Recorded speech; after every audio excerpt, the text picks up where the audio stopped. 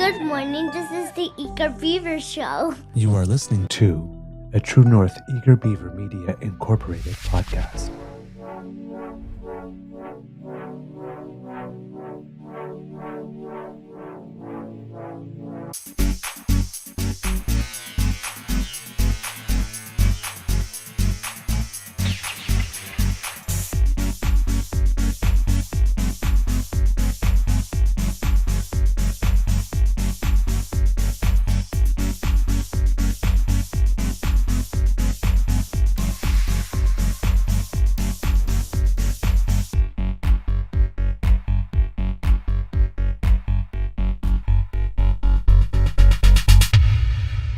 The True North Eager Beaver podcasts are proudly brought to you by our founding sponsors, the Miss V Mysteries from Corvid Moon Publishing, your source for science fiction, fantasy, and cozy mysteries featuring a broad diversity of characters. PsychicTarot.ca, book your tarot reading and unlock your spiritual journey. And the Pepper Master, hot pepper sauces made from farm fresh ingredients to thrill your taste buds and expand your mind.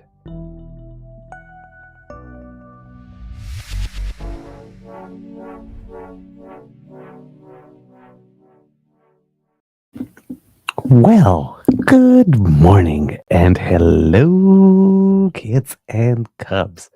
Hey, DAMFAM, nice to see ya. And welcome to the Daily Beaver Morning Show. Do, do, do, do. Always 100% Canadian. Today, recording day is Friday, August 1st, 2025. So flipping over a new page on the calendar. And it is a lovely day here at the Beaver Lodge.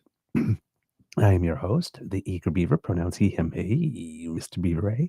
And not with me, as usual, is my good friend, Mr. Grizzly, but I do have a little word from him for all of you, freshly made this morning, actually, so just a couple of minutes ago. So we'll have that for you. A big thank you goes to our podcast founding sponsors, the Pepper Master, the Miss V Mysteries from Corvin Moon Publishing, and PsychicTarot.ca. Kids and cubs, how is your mental health today? Mine is doing very well. Again, a little sleepy and tired. Short nights every night this week. Today is the day my beaver sweetie heads off to Romania for a month. So for next little while, it's going to be at the Beaver Lodge. It's going to be Homo alone.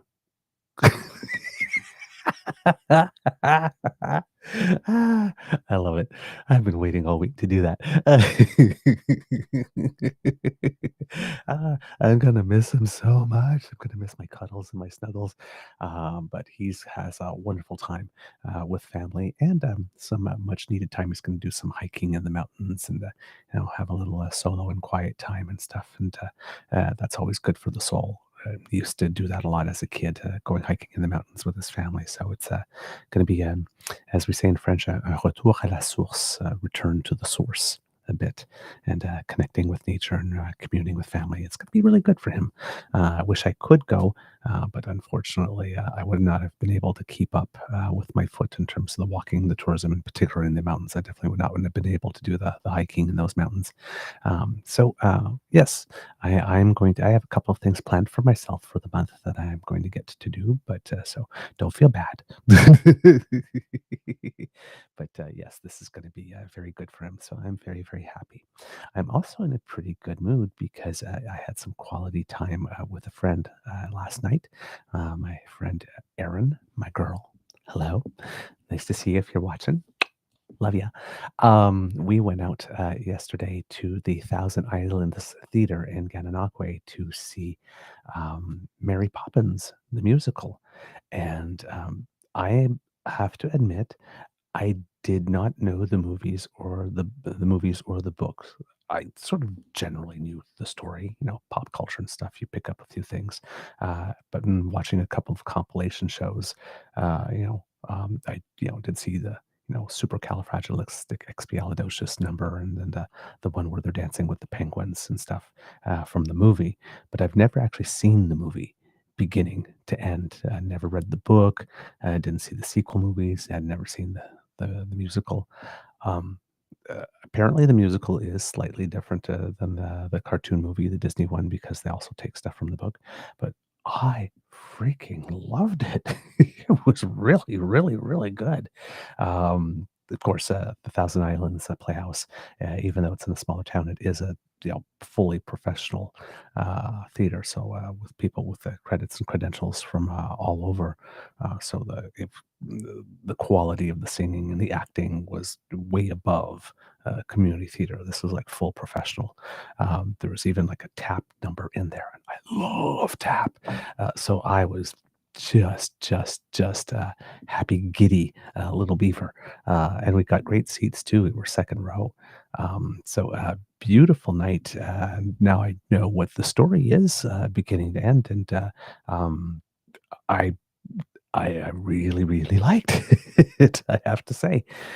So yeah, a little late coming in life to have seen everything, Mary Poppins beginning to end and knowing the full story. But I like going into shows if I don't know what it's about, and not reading about it, and like just sitting in the audience and say, okay, surprise me, let me discover it as it's happening in real time.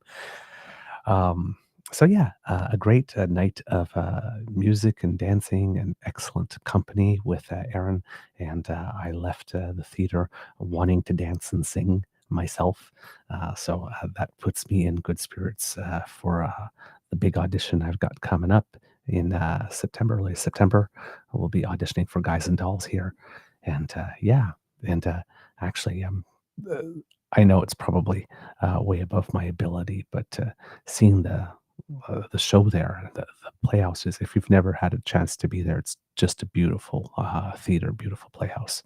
Um, it's like I'm sitting there looking at my friend Aaron, and I'm going, my God, I want to audition. I want I want to perform here for something.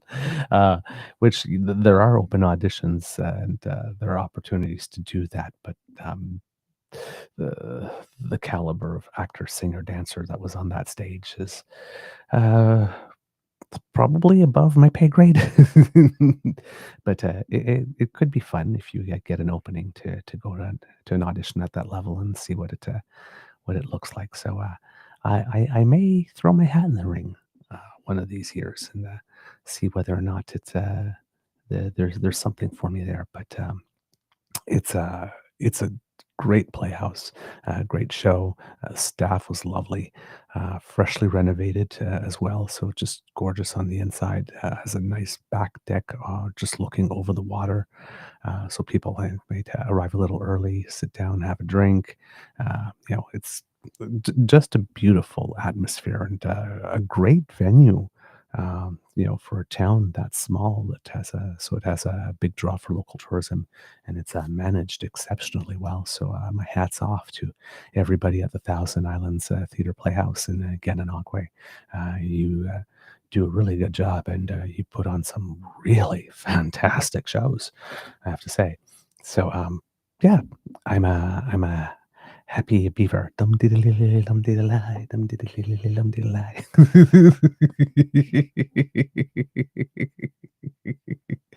All right, let's take a little look into the magic monitor and see who is with us today.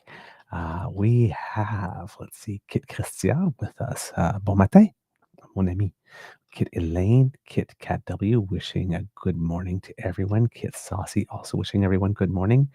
Kit Elaine saying that it's only 15 degrees Celsius where she is, so a cooler morning after a pretty intense heat wave that we've had lately here. Kit Saucy saying that they finally got some rain out in her part of the country, because I remember seeing in the chat over the past few while complaining about how dry it's been there. So that's good. Kit Jillian saying good morning to all of us. Kit Grace is here, wishing good morning to all nasty Canadians and others. Mr. Grizzly in the chat. Hey, my friend, how are you? I miss you so much. Hope you have a great day at work today. and looking forward to the show on Monday so that we can be together again. There you go. Attending a breakfast meeting off campus. There we go. Let's see, who do we have as well? Kit Tabby G giving us a wave. Saucy going, ooh, breakfast meetings, fancy. Kit PNC Bio wishing all of us good morning as well. Toronto Dance and Wagwan. Argosy Acres saying good morning all. Who else do we have? Hyper T007 wishing us all buen dia gente. Kit Argosy Acres already smashing the button. I love it. Setting the example. Thank you so much. Kit Uncover the News wishing everyone good morning. Nona Carol is with us as well. And do we have anybody else? Kit Frankie. Hey, how are you? Lovely to see you. And let's see. Kid Bucky is with us as well. Good stuff. We usually have a lot more with more members of the DAMFAM on Fridays, which is very nice. Il today is with us as well, wishing us good morning. My dogs are goth. Hey, lovely to see you. Good morning to you. Thanks for joining us today. And Kit Tom, last one sliding across the plate for a good morning through the magic monitor. Hello. Nice to see you. Thank you for joining us. Okay, Kits and Cubs.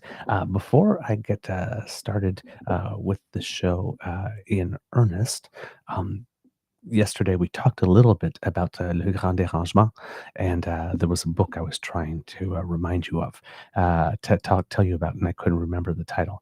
And I did a little research after the show, like I promised I would. And the book is called Jacques et Marie, Souvenirs d'un peuple dispersé, who literally translated would be Jacques and Marie, Souvenirs of a Dispersed People, by an author called Napoleon Bourassa. So if there's any of you, I'm not sure if there's an English translation of it, but for those of you in the audience who happen to speak and read French and would enjoy a good read, a bit of a historical fiction novel, but still very much founded in history, Jacques et Marie, Souvenirs d'un peuple dispersé by Napoleon Bourassa. I highly recommend it. It really stayed with me when I was a kid. Well, I mean, I remember it right about 40 years after I read it, still very vividly, and how much I enjoyed it. So it's a very good book. But Kid Uncover, I should have assumed that there would have been one, but found a heritage minute with regard to Le Grand Dérangement. So if you do not mind, I would like to show it to you for those who might not be as familiar with the story. Because, having been born here in Canada and being francophone, this is something, we learn of, pretty early on in school kind of stuff. But, well, we might have some new Canadians, people that arrived later, not in school years, and maybe sort of heard about something about the Acadians, but don't really know what it's about. So here we go. Just opening up with a nice, easy opening today with a little bit, well, a tough subject, but heritage minutes are always very well done and well produced. So here we go.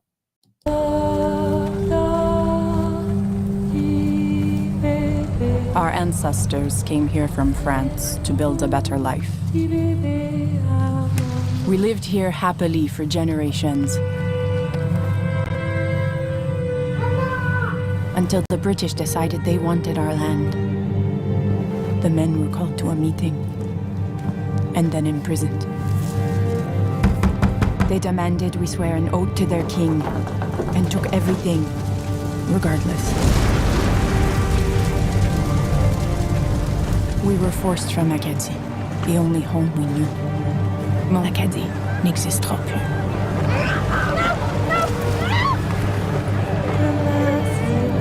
From 1755 to 1763, over 10,000 Acadians were ripped from their homeland.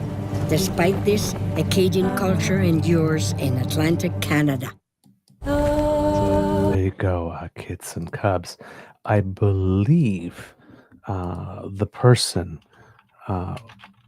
at the end making the comment might have been Antonine Maillet, if I'm not mistaken, who's the author of a book called La Sagouine.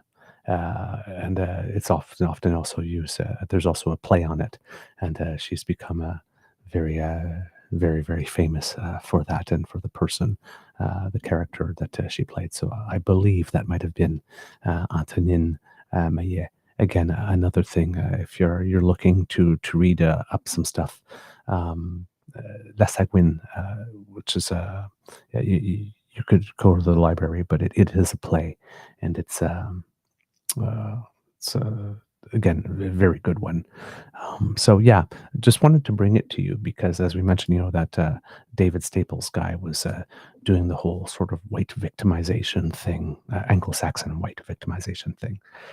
And a lot of things that people don't know is that when the deportation of the Acadians took place, the grand upheaval, the great upheaval, um, people were being led to boats and being told, like this, okay, well, we got to separate you over here. It's for a matter of safety and security, and whatnot. And turns out they all thought that they would be, once they went through whatever processing, that they would be meeting up together, and that didn't happen. They separated families and dispersed them and broke them up and all that kind of stuff. So one of the reasons the book stayed with me is um, in the book, um, one of the people that got deported return, find their way back, and finds his way back to the person he loves, and so it's this nice sort of big epic love story, spread over the period of time, but with all that historical fact in there to back it up. So great book, but an interesting and of course difficult part of our history, that why are we still commemorating it? Why can't we get over it? It's not a question of not getting over it. It's that these are things that have happened to the families of people who are still here. Yes, so they commemorate it. Right? So it was just really weird, still in my head. I have no idea why David Staples decided that he was going to insert himself into the story and make himself the victim here. But, you know, it's 2025 and people will do and say things for clicks, I guess, and attention. All right. But thank you, Kit Uncover, for sending that to us. Really appreciate that. Since we are going to talk a little bit of trade today, why not Kits and Cubs, especially since he's watching, hopefully, still. uh, let's see if we have a little something. Let's see. We know we have a little something. Let's see what Mr. Grizzly had to say to us today. And here's our Grizzly growl. Please enjoy it.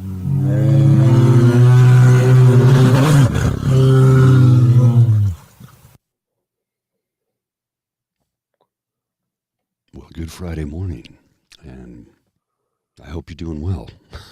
It's been a heck of a week for me. Still getting used to the new schedule. Just got back from a walk with Lola that started at 4:30. It's now 5:02 a.m. at this recording time. Friday, August 1st. So what will become of the tariffs that are supposed to be levied, or the trade deal that's supposed to happen today? I don't believe anything's going to happen. Trump's going to taco. He'll probably either bail on the whole thing or just decide to raise tariffs by 40% or some bizarre thing. Whatever pops into his addled, feeble brain. And that's what it is. That's what he is. That's all he's ever been. He did have some bravado and bluster when he was younger, but that was when he had money. He's been broke for a long time and living off the taxpayer. And here's the thing, he's been grifting you. He's been grifting everyone. The guy's just a piece of human garbage. And he's never going to change. He's just going to continue to be the same pathetic, horrible human being he's always been. He's going to harm as many people as possible. And now, because of his hero, Adolf Hitler, he is trying to do what Hitler did and stymie the media. He's going to shut them down and have final say over what they're allowed to say. Evidenced by how Paramount and CBS bent the knee for him, gave him $16 and canceled Stephen Colbert's show because Colbert had the guts and the temerity to call them out for their short-sightedness, for their stupidity, for the ridiculousness. So yeah, he's emulating his hero. Remember, he said time and time again, he wanted generals that respected him like Hitler's generals did. The man is just human garbage. And it's not going to get any better anytime soon. How's that for a dismal Friday morning? Sorry to start your day off like that. Or maybe it's end your show off. I don't know when Mr. Beaver will hear this, but either way, he's trying now through his White House spokesperson to say that he's done all these peace deals and that he should get the Nobel Peace Prize. That's categorically untrue. He had some things to do with a couple of deals, but very, very little. It's all surface. For the most part, he's just bluster. Once again, bloviating bluster. Pathetic man. Running a once great nation that he has brought to its knees and is destroying on a daily basis. Look, it's no secret that Europeans have had hate, disdain, dislike for the United States of America for a long time. And we know why. But it's on a whole new level now. Because all of the good people that had a voice that would speak up have suddenly become very silent. And it's just sad to see a once great nation be brought to its knees by a madman, rapist, felon, pedophile. I don't know if they can come back from this. I honestly don't. Maybe they can, maybe they can't. I really don't see it turning out good for them. J.D. Vance is no better than Trump. He's smarter, so that's a little bit on the frightening side because he's totally bought into Project 2025 and all the terrible things they are doing to people as they start checking off their list of things that they need to do. It's a strange and bizarre time.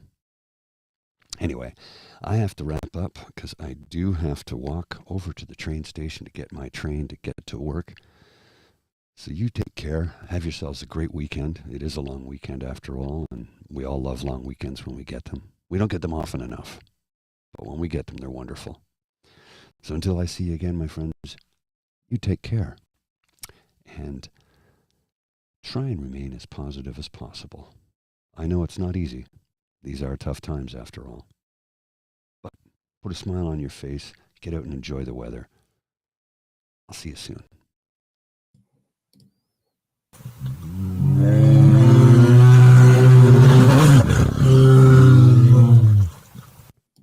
And that was our Mr. Grizzly, giving you some greetings and his thoughts on basically all things Trump at the moment. And indeed, as you might have heard, because it is August 1st, it does seem indeed that the 35% tariff is coming into effect today that he had promised before. Again, it's not a great thing, but I was listening to some news, and Peter Armstrong, who's the business point person at CBC, tried to put it into some context, stating that, when you calculate everything and then spread it across the entirety of the trade, all the tariffs together sort of come into a total up to about a 5% tariff across the board. But of course, as we know, these are disproportionately applied in certain sectors like steel and aluminum. Yes, the tariffs there are very, very high. And then because, there's about now they're saying it's about 95% of our trade with the USA that's now CUSMA compliant because everybody's been doing their paperwork in order to get that status. So, these 35% tariffs applying to a very small part of the economy, really. And they're going up from the 25 that are already there, right? It's the alleged fentanyl ones that he's boosting from 25 to 35. Don't really apply to that many things. So while the number seems big, the impact is relatively small. But because there's so much of our trade that is exempted, uh, you know, that huge steel and aluminum tariff and all the other specific sectoral ones that they have that are really big, their impact, of course, is diluted over, you know, the overall size of the economy. So for the overall economy, it's like a 5% tariff has been applied overall. But of course, like we mentioned, some of them are very heavily weighted in certain sectors with the view, like Prime Minister Carney says, to break us in order to own us. Right. So, whether or not there'll be other stuff, who knows? Um, because, like I said, there could be something that happens today where he changes his mind or all that kind of stuff because Trump tacoed on China. He said that there were things coming in for sure, and then gave a 90-day reprieve. He also tacoed on Mexico yesterday, granting them a 90-day reprieve. As we talked about, I think earlier in the day yesterday, Trump looked at our decision on Palestine and said, "Oh, that's not good. That doesn't help." But later out came out in the day and says, "No, no, no, that's not a deal breaker." And then later on that day, we heard, yes, the 35% will indeed be going into effect. Um, Now, the tariffs and the trade have affected lots of things across the board. Like, for example, as you know, a lot of Canadians are doing staycations and they're performing a boycott of the United States. So in Canada, it's had some benefits for us. Domestic air travel in Canada is up 6% year over year, which is not negligible. And Canadians staying at home is expected to boost the internal economy by about $900 million. So that's pretty darn good. And yesterday, we were reporting to you, kits and cubs, that the United States economy did better than expected in the second quarter, but GDP grew by 3%, but talked about distortions in the economy, right? People either buying lots of inventory or citizens, consumers buying high ticketed, big ticket items earlier than they necessarily would have to get in before the full weight of tariffs are being felt in the United States because, there has um, with the early purchases and all that kind of stuff, and some of um, the purchasers and the companies trying to eat some of the tariffs to not raise prices too much on the consumer at some point. They won't be able to sustain that, and those are going to have to be passed through. So, and those who sort of see that coming have been making bigger purchases earlier. So it seems that there's a huge spike in the economy, but there probably isn't. It's probably artificial and will probably be compensated for in a later quarter when people will not be making these big ticket purchases anymore because things are too expensive. But according to the Financial Post, our second quarter also expects to beat expectations. This is from Jordan Gowling of the Financial Post here. It says Canada's economy is on track to outperform expectations in the second quarter, even though it contracted in May, Statistics Canada said on Thursday. On a monthly basis, gross domestic product fell by 0.1% in May, the same as in April, but Statistics Canada says its flash estimate for June is that the economy would have grown by 0.1%. driven by increases in retail and wholesale trade, which would put an annualized growth for the quarter at 0.1%. So if annualized growth for the quarter is indeed at 0.1%, and our first quarter numbers we had reported on the show were also positive, it would mean that we still haven't had a negative quarter. Now, of course, we're trading water at 0.1%, but we haven't had a negative quarter like the United States had in the first one. And the reason why the second quarter number being above zero was important because when you get two successive quarters that are below zero, with people kind of say that's officially when you're in a recession. So the United States was able to avoid saying that they're in recession, and Canada hasn't even. If these numbers do pan out, if the flash estimate for June does pan out, we will not have had a negative quarter yet. But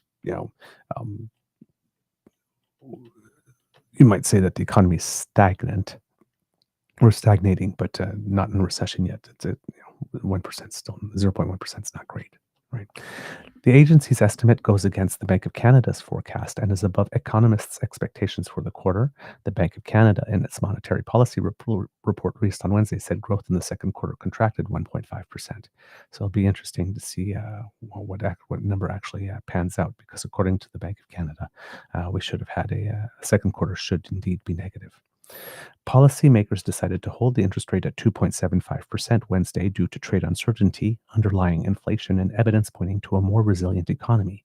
Its outlook for the third quarter has growth recovering to 1%. So that's better than the opposite. Bank of Montreal chief economist Douglas Porter said the data suggests the Canadian economy has weathered trade uncertainty and taken on less damage than initially expected. Quote, pretty much everyone would have gladly taken StatsCan's estimate of flat output in Q2 as a big win at the start of the quarter, he said in a note.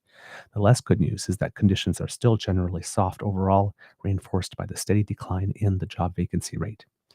Porter said the big question is whether the pickup in June for both jobs and growth carried over into the third quarter. The unemployment rate ticked down to 6.9% in June, with the economy adding 83,000 jobs, although most positions were part-time, and trade uncertainty is expected to continue. Prime Minister Mark Carney on Wednesday said, quote, it was possible that negotiations for a new economic and security deal with the United States will not conclude by the August 1st deadline. As a result, tariffs on Canadian goods not exempted under the Canada-United States-Mexico agreement are set to increase from 25% to 35% starting today. Toronto Dominion Bank economist Mark Ercolao said trade uncertainty is clouding the outlook, but policymakers will continue to weigh both downward and upward pressures on the economy. Quote, the Bank of Canada will take this reading in stride as they continue to weigh softening economic growth against ongoing underlying inflation pressures, he said in a note. With excess supply building in the economy and inflation showing some signs of containment, we believe there's room to lower the policy rate later this year. In May, growth in the goods-producing industries decreased due to contractions in the mining and oil gas sector. Mining and quarrying declined 2.8%, while 3% drop in oil sands extraction hurt to the oil and gas sector. The manufacturing sector grew 0.7% during the month, partially offsetting its decline in April. This was driven by higher inventory accumulation, with increases in the fabricated metal manufacturing sector and the chemical manufacturing subsector. The services sector remained unchanged in May, though growth in real estate and rental and leasing increased by 0.3% during the month. The transportation sector also expanded in May, offsetting its decline in April. Rail transportation contributed the most to the sector's growth, followed by pipeline transportation.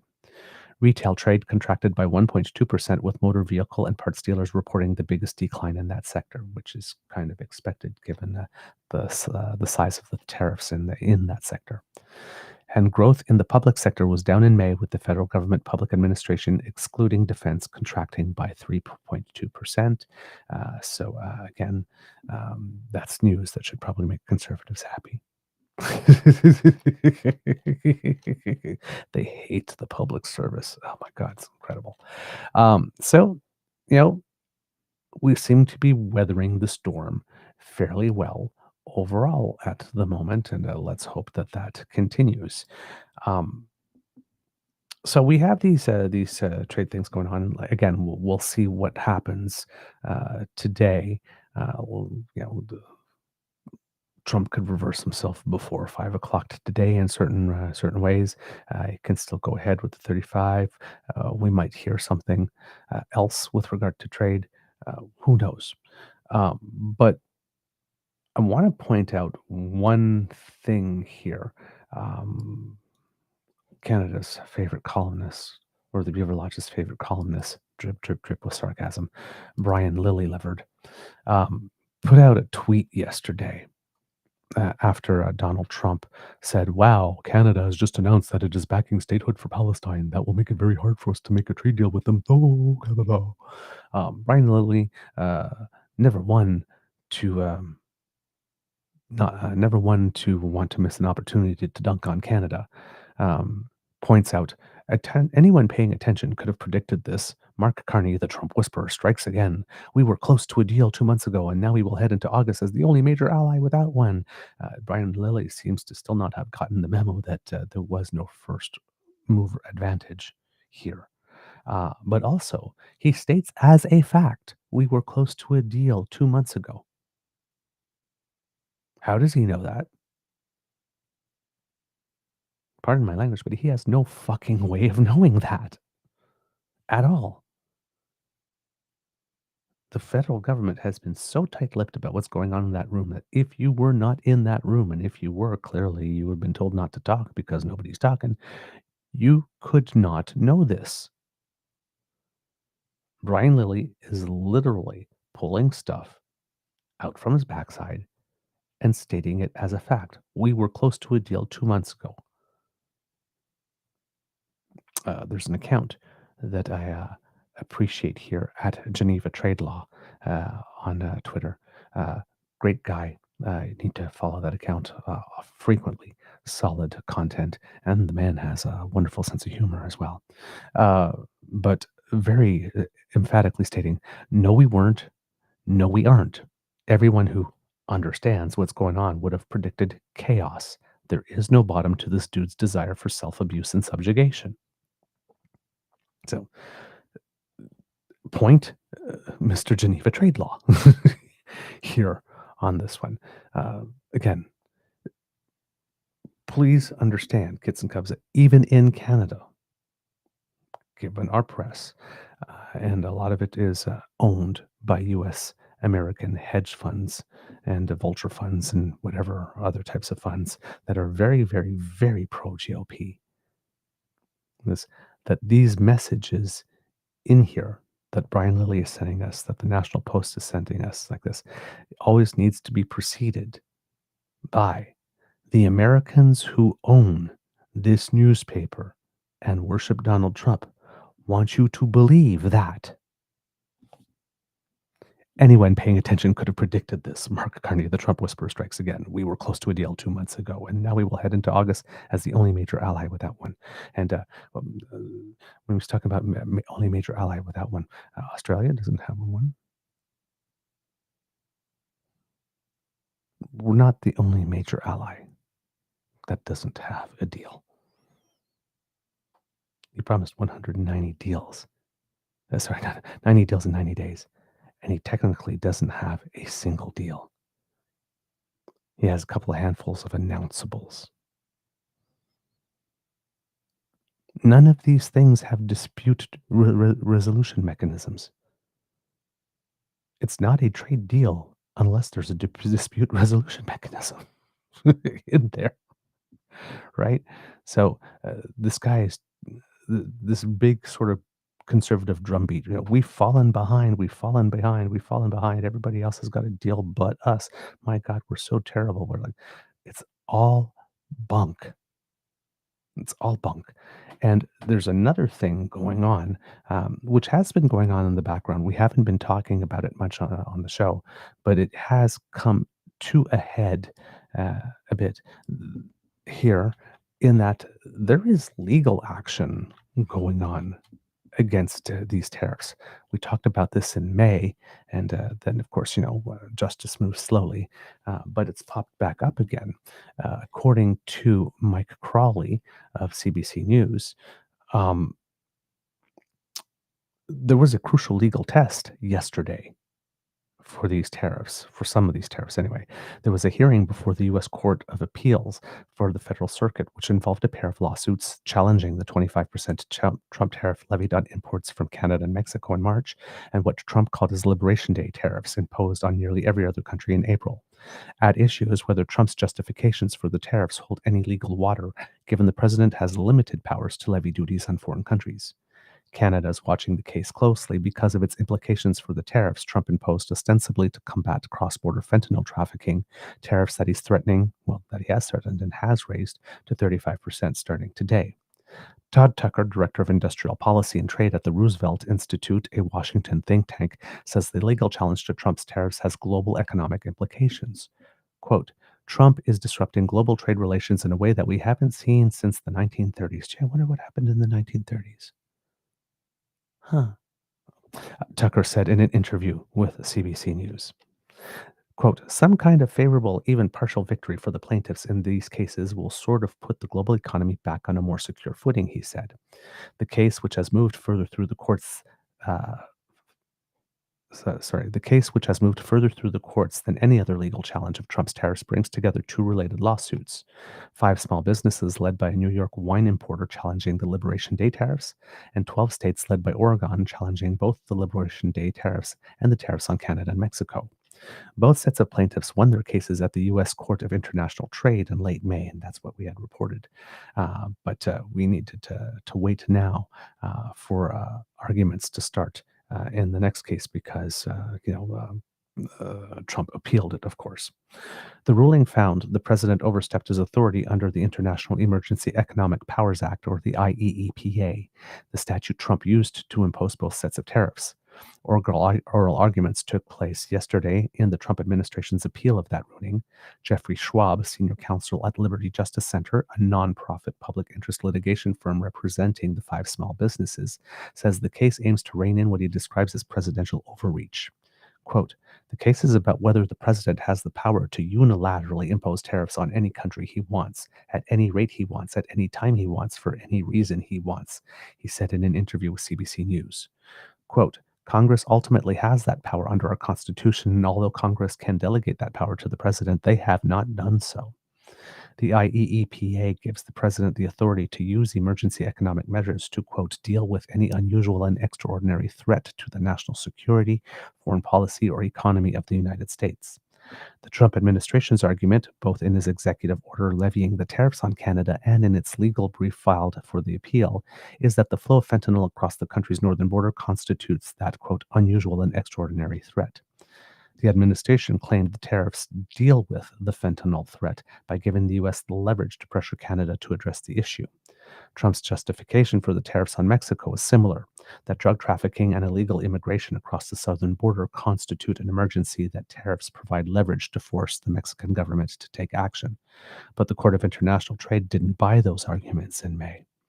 The court ruled that the tariffs on Canada and Mexico do not actually deal with the specific threats Trump cited. It also ruled that the Liberation Day tariffs were applied too broadly across the globe to be truly addressing an emergency. That ruling struck down both sets of tariffs, but almost immediately the Trump administration requested and obtained a stay, which was granted, which meant the tariffs have continued to apply. Molly Nixon, a Washington-based attorney at Pacific Legal Foundation, a national public interest firm, says whichever side wins the appeal, it's very likely headed to the U.S. Supreme Court. Quote, this is a question of pretty major national significance. I would be very surprised if the Supreme Court didn't review the case. No president before Trump has ever used the IEEPA to impose tariffs. So, he's really a little bit outside the box here. His predecessors have used its powers to levy sanctions on enemy regimes, to ban transactions with groups that are deemed terrorist organizations, or to freeze the assets of designated transnational criminal organizations. So basically, Trump is treating Canada and Mexico with some of these tariffs, and basically all the world, like everyone is a criminal or an enemy regime or terrorist organization. Flattering, isn't it? He thinks of us so highly. Then again, we're nasty and mean. Jeez. So yeah, Yesterday's hearing is before the U.S. Courts of Appeal for the Federal Circuit. The case is moving through the court at what is, for the U.S. legal system, lightning speed. Legal observers say they expect the appeals court to issue a ruling within weeks, likely by early September. That could soon be followed by the losing party petitioning the U.S. Supreme Court to hear an appeal. The case does not address Trump's 50% tariffs on steel and aluminum imports from around the world, which he imposed using a different statute, the president's long-established power to levy duties on imports for reasons of national security. Other Canadian exports that comply with the rules of origin in the Canada-US-Mexico agreement are exempt from the fentanyl tariffs, which means nearly 90% of Canadian exports can enter the U.S. tariff-free.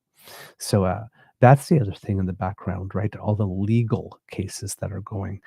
There's a lot of countries that have been dragging their heels to get the result of this challenge, which of course will be brought to the Supreme Court, as the article states, by the losing party. But if there are two decisions in a row that declare that these Trump tariffs are illegal, then again, why would any country really want to be in a rush to sign a deal, a full formal deal, making concessions that they will not be able to claw back later? Because once you give something to the Americans, good luck trying to get it back. Just saying. Why rush when, the United States Supreme Court may eventually decide, you know what, no, you can't do this. Now, the 6 Republican judges on the U.S. Supreme Court seem to have no problem reversing stare decisis, legal precedent, or inventing new rights for the president and privileges for him against everything that we know and that many Americans know to be constitutional before Donald Trump came along. So it's not exactly like the world can rely on the U.S. Supreme Court to say, hey, okay, they'll see reason and have our back. That's not the strong point of this particular court. However, a lot of this stuff that Trump is doing does violate the number one rule of conservative/Republican politics, global conservative and Republican politics, which may explain why, thankfully, former Prime Minister Voldemort, Stephen Harper, had some choice words for Trump and what he's doing. It seems that former Prime Minister Harper is not a big fan of what Trump is doing. And with tariffs and all that kind of stuff. And has publicly said so. We're now like at 2 or 3 occasions now that Stephen Harper has given a more full-throated denunciation of Donald Trump than Pierre Poilievre could ever dream of doing at the moment, which has started to cause some speculation as to out there as to whether or not Stephen Harper still supports Pierre as much as he claimed he did in that election video where he stated he's met both Pierre Poilievre and Mark Carney and he would definitely pick Pierre Poilievre. Lied he through his teeth, because that's not true, because if that was true, he would have picked Pierre Poilievre when he was in government. Let's say to be finance minister or something like that. But he picked Mark Carney to be governor of Bank of Canada, and allegedly, according to the rumor mill, wanted him to take over for Jim Flaherty when he left. It wasn't Pierre that Stephen Harper called then, but during the election, Stephen Harper wanted us to believe that if he had the choice today, at election time, between Carney and Pierre, he would have put Pierre. But that latest little public event that he went to where he was speaking about this kind of stuff, he also called Putin a classic Bond villain in there. That could also apply to Trump when he did that. But a lot of people say, he seems to not be expressing that much support for what Pierre has been preaching and a little more for what Mark Carney has been preaching. Apparently, Stephen Harper also volunteered on his own that the Carney government had called Stephen Harper to ask for some of his advice in dealing with this situation, which again prompts the question, gee, Stephen, are you sure? Do you still support Pierre rather than Mr. Carney, in this particular instance now that you've seen Trump violating the rule, which is don't fuck with my money? Do whatever you want to the plebs down there, but don't you dare fuck with very rich people's money. So, and Trump is fucking with rich people's money right now. So that could be the impetus for all of that. But yes, is going on here. So yeah, um, with those court cases, that could be the only reason that the Supreme Court of the United States might not go all in for Trump on this decision, because when it comes to the six Republican Supreme Court justices, for at least a few of them, there appears to be a adopt a justice program going on. We've talked about it a lot previously, but there's one or two Supreme Court justices in particular that have been getting lots of gifts and things of the like from very rich friends, and fighting the imposition of more stringent ethics and reporting rules for themselves. So, and I'm pretty sure that it is not the shopkeeper in Minnesota whose electronics have gone up significantly because of imposed tariffs on China, who is adopting the Supreme Court justice. Right? Some of the people that have been giving gifts, even according to the reports, have had business before the court, which is like highly unethical, completely unethical. So, yeah, you can't look to the U.S. Supreme Court anymore as the place that you can bring a case to and get a decision on the case from a group of 9 people whose first loyalty is to the Constitution and the law. That doesn't exist anymore in the United States. Fortunately, we still have that in Canada, but that does not exist anymore in the United States. So, said about the only saving grace for this particular court trial is that the U.S. Supreme Court decides that its bread is buttered, better buttered, those 6 justices, on the sides of very, very, very rich people rather than on the side of Trump. But if they do decide that, then yeah, Trump might get bopped on the nose with a rolled up newspaper by the Supreme Court with regard to these tariffs, and might have to cut some back or eliminate some. So no country is really in a rush to sign an actual deal, right? I's dotted, T's crossed, every comma in the specific right place, with dispute resolution mechanisms and all of that kind of stuff in it, until that decision's going to come down. Because why make a concession if a court could rule that the tariffs are illegal? Let's get the court's ruling first before we make a concession. Because again, once you make one, you can't get it back. So, yes, everybody has a vested interest in dragging their heels till this legal process is complete. And of course, there are other legal process, international ones with the WTO and trade board and stuff like that. But those will take years and years and years to resolve. And complete industries could be completely decimated before you get an actual decision on that. And again, all of that relies on the expectation that normal countries with rational actors would abide by a court's decision. But we don't have that here with the United States either.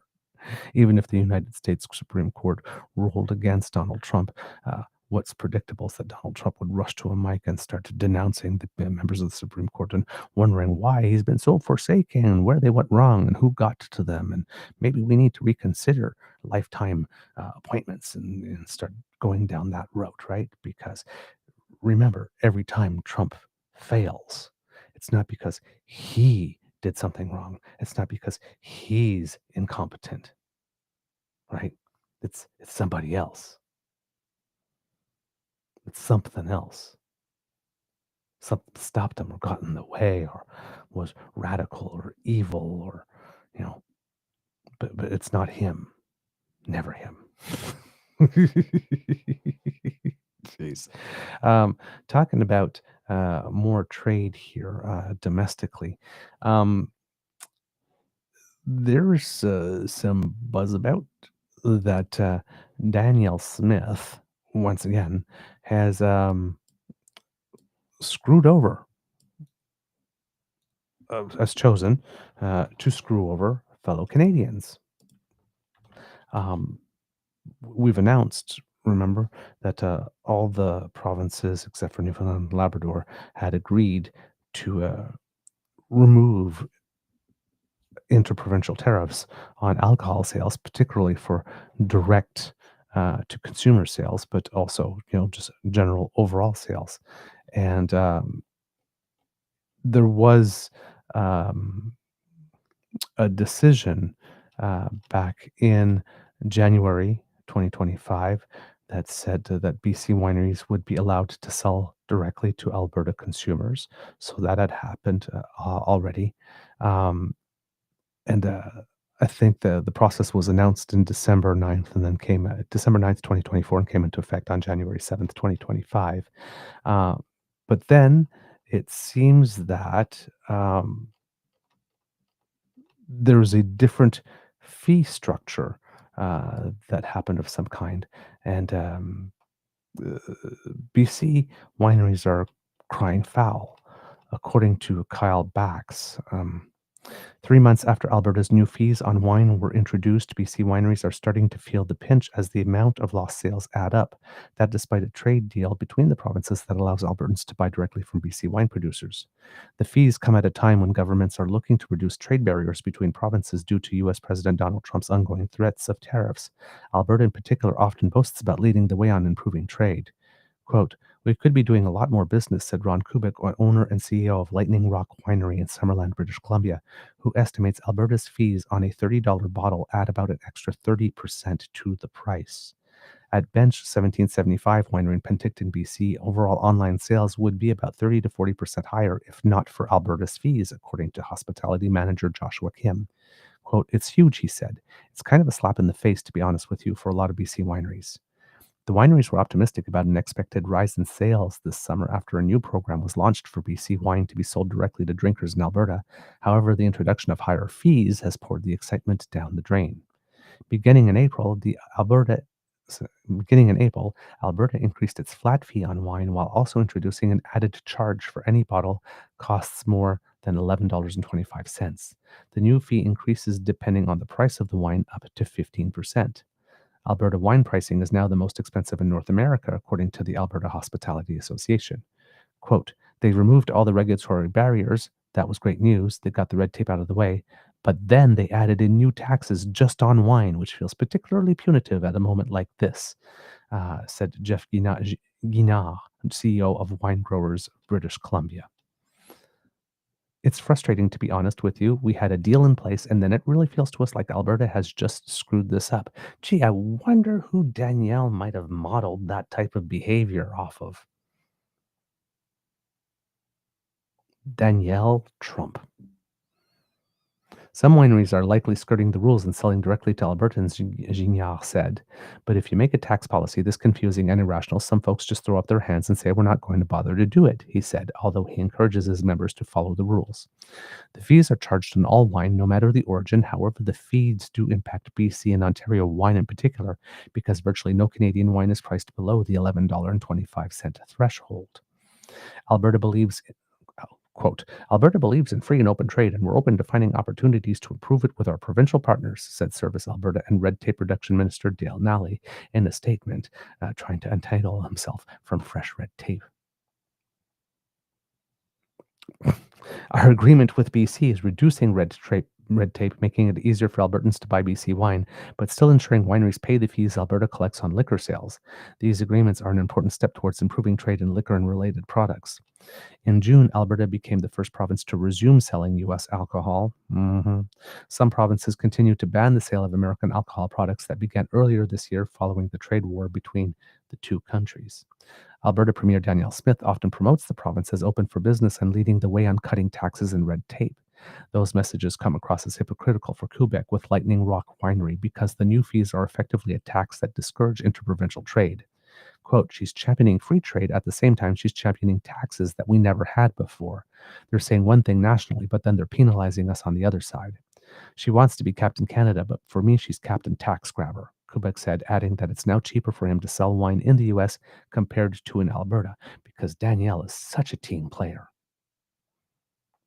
Internal trade within Canada is improving, according to the Canadian Federation of Independent Business, although Alberta has lost its status as a leader in removing barriers over the last year.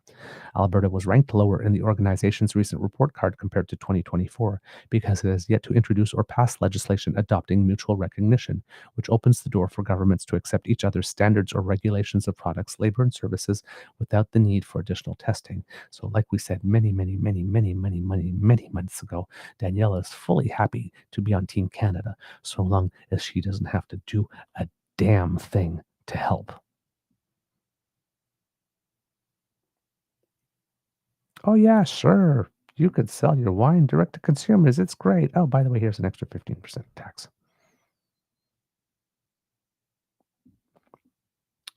And a tariff, if you will. Of course, she's not going to call it that. She's so duplicitous, that woman. So yeah, Danielle Smith, not rowing in the same direction as the rest of the team, once again, screwing over fellow Canadians while making it easier for Americans.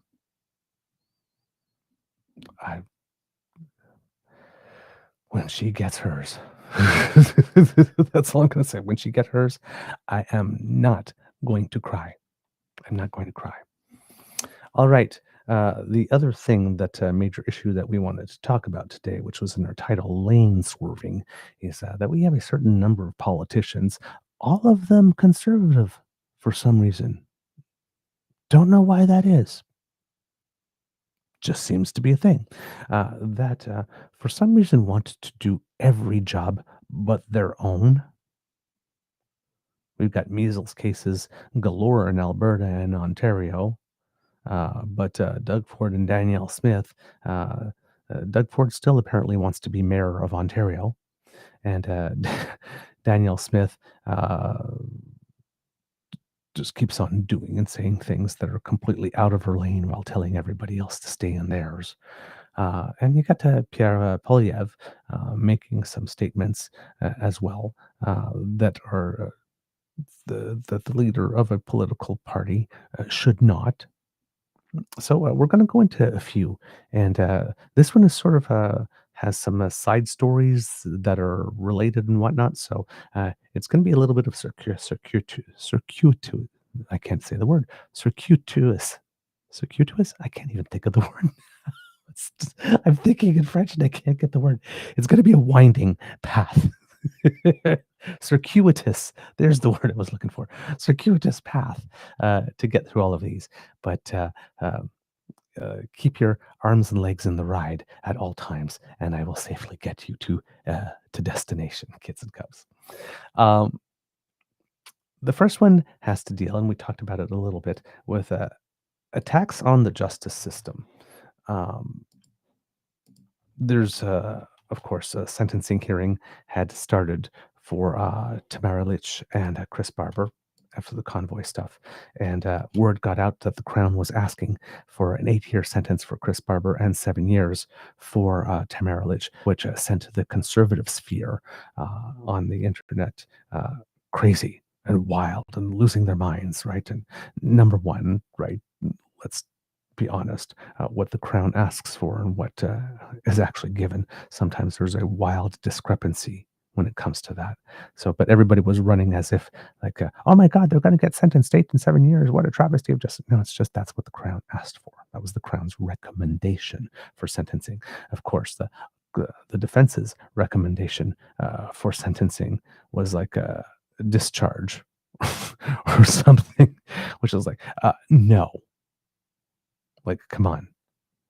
It's like, you do not do that to a city and your fellow citizens for that long a time and reasonably expect a discharge. So if you want to, I personally don't agree that 7 to 8 years is too little for what they did.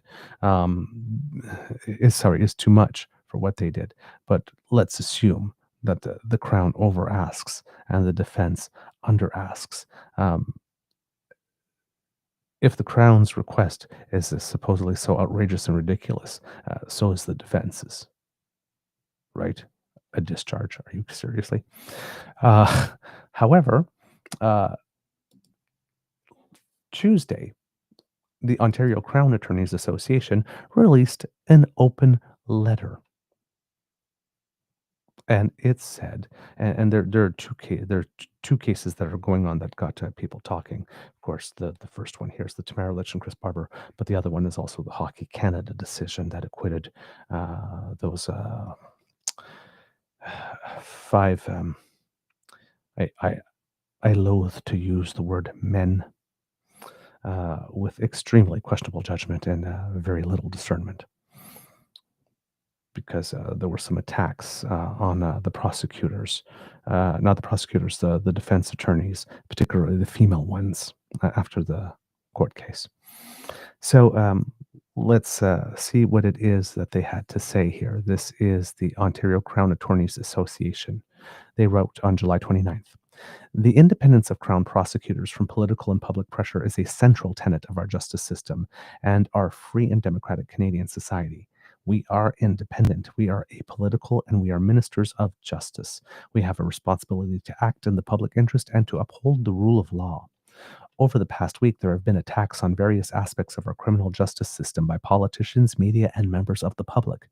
The censure has ranged from insults levied against the Crown for its sentencing positions in a highly publicized prosecution to the shaming of counsel based on their gender and the defense of individuals charged with certain offenses. Be they attacks on prosecutorial independence or sexist attacks on principles of fundamental justice, these actions are an affront to the rule of law. An essential aspect of the rule of law is the independence of our prosecutorial system. The role of a Crown in a trial is not to secure a conviction, but to ensure that a trial is conducted fairly for all those involved. This applies to not only those charged with offenses, but to complainants as well. Fair trials are those based on legally admissible evidence and an objective application of the law. If an individual is found guilty, the Crown then has a responsibility to ensure that a proportional sentence is sought. Sentencing submissions are based on applicable legislation, relevant sentencing principles, the facts of the case, and our Constitution. The Crown advances legal arguments to pursue just sanctions in order to protect society and to contribute to respect for the law. The opinions of politicians and others expressed in social media do not dictate the actions of our Crown prosecutors. A prosecutor's job entails seeking a legally available sentence that responds to the objective seriousness of the offense and the moral blameworthiness of the offender. Consideration of the vast number of people directly and indirectly impacted by an offense is proper consideration. Sentencing frameworks include minimum and maximum sentences are determined by our duly elected representatives. Personal attacks on Crowns seeking a significant sentence are nothing less than attacks on prosecutorial independence. These attacks do not, nor will they ever, drive the decisions made by our prosecutors. A lawyer's gender plays no role in determining one's eligibility to participate in either the lawful prosecution or vigorous defense of any charge in our criminal justice system. To suggest otherwise is to undermine the very principles upon which the rule of law is based. Such attacks show a fundamental lack of understanding of our foundational constitutional principles, including the presumption of innocence, the right to a fair trial, and equality. For months now, we have seen horrifying daily attacks on the prosecutorial independence of our southern neighbors. Lawyers across our own province and across Canada have recently been publicly reaffirming their commitment to the rule of law. As a representative of Ontario's Assistant Crown Attorneys, I stand with my members to pledge to do everything in our power to protect, As a representative of Ontario's Assistant Crown Attorneys, I stand with my members to pledge to do everything within our power to safeguard our independence as a foundational principle of the rule of law. And that is from the president of the Ontario Crown Attorneys Association. There was another letter that was also written by the Criminal Lawyers Association, which is represents 1,800 defense lawyers. This would be in reference specifically here to the Hockey Canada case. And it's called Why Women Lawyers Represent Men Accused of Sexual Crimes. In response to the Hockey Canada verdicts, a familiar misogynistic refrain popped up again. Why would a woman defend a man accused of sexual assault? Where are their moral compasses? How do they sleep at night? The answer is simple. A criminal lawyer, regardless of gender, represents individuals charged with criminal offenses. A criminal lawyer does not prejudge the guilt or innocence of their clients simply because the person has been charged with a certain type of offense. We give the state the power to take away a person's liberty in this country, but that power is not limitless. That power comes with constitutional restraints to ensure that no innocent person is wrongfully convicted. Every single person in this country accused of any crime is presumed to be innocent and must be found not guilty unless the Crown is able to convince the trier of the fact beyond a reasonable doubt. Beyond reasonable doubt and the presumption of innocence are not catchphrases or loophole defenses. They are bedrock principles of the Canadian criminal justice system. Defense lawyers shoulder the responsibility of protecting these principles by holding the state accountable to this high burden of proof. That's our job. Our job is not and never has been to say that violence against women is morally or legally correct. So how do we sleep at night? We sleep knowing we work tirelessly to safeguard our client's presumption of innocence from trial by public opinion. We sleep knowing we put forward robust defenses that compel police and prosecutors to produce sound, reliable, and legally obtained evidence. We sleep knowing that despite public rhetoric saying otherwise, we follow our well-established rules of professional conduct that can curtail excessive cross-examination or abusive courtroom conduct. In Toronto Star opinion, Why Would Female Lawyers Represent Men in Sexual Crimes? Heather Malik casts judgment laced with patriarchal thinking about where women should and should not be working, while also suggesting that the men who hire female lawyers only do so to, quote, hide behind their skirts, as opposed to their talent or well-earned reputation for excellence. Miss Malik suggests that a man accused of sexual assault might hire a woman lawyer as a, quote, flattering agency. Quote, the lady by your side in court and taking your side. These words are not just patronizing, they are cartoonishly sexist. They reduce highly trained, highly competent women lawyers to skirts and set pieces, implying that their presence is decorative or tactical rather than a testament to their skill and experience. This isn't a new trope. During the 2016 Ghomeshi trial, McLean's published a piece by Anne Kingston musing that Mary Henin's wardrobe and counsel's supposed makeover were what won the case. The implication, then and now, is that when a woman lawyer succeeds in court, it's because of optics, not advocacy.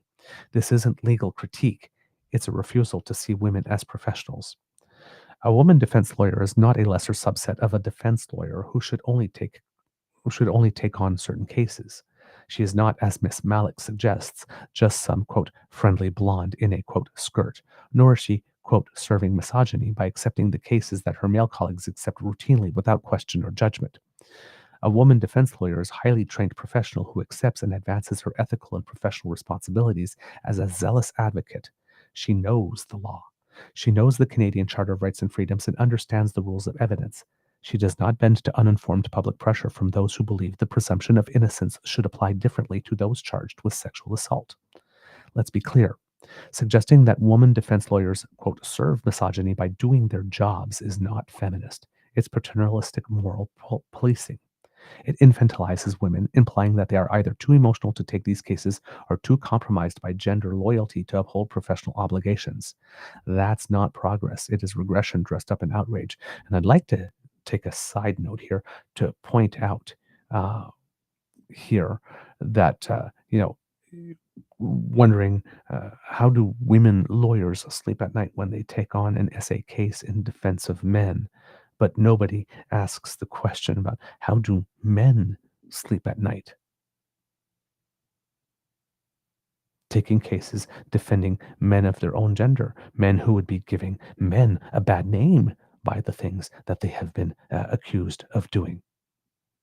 Why would any man in his right mind support a man who would defend a man, take that case, who would do that to a woman? We never ask that question though, right? We don't question their competence. We don't say that they are too emotionally compromised by gender loyalty to uphold their legal obligations. Because there sure were plenty of men after this decision all over the social media sphere saying, okay, so now can we out EM? because clearly she lied. And this was malicious and vicious against these 5 innocent young boys.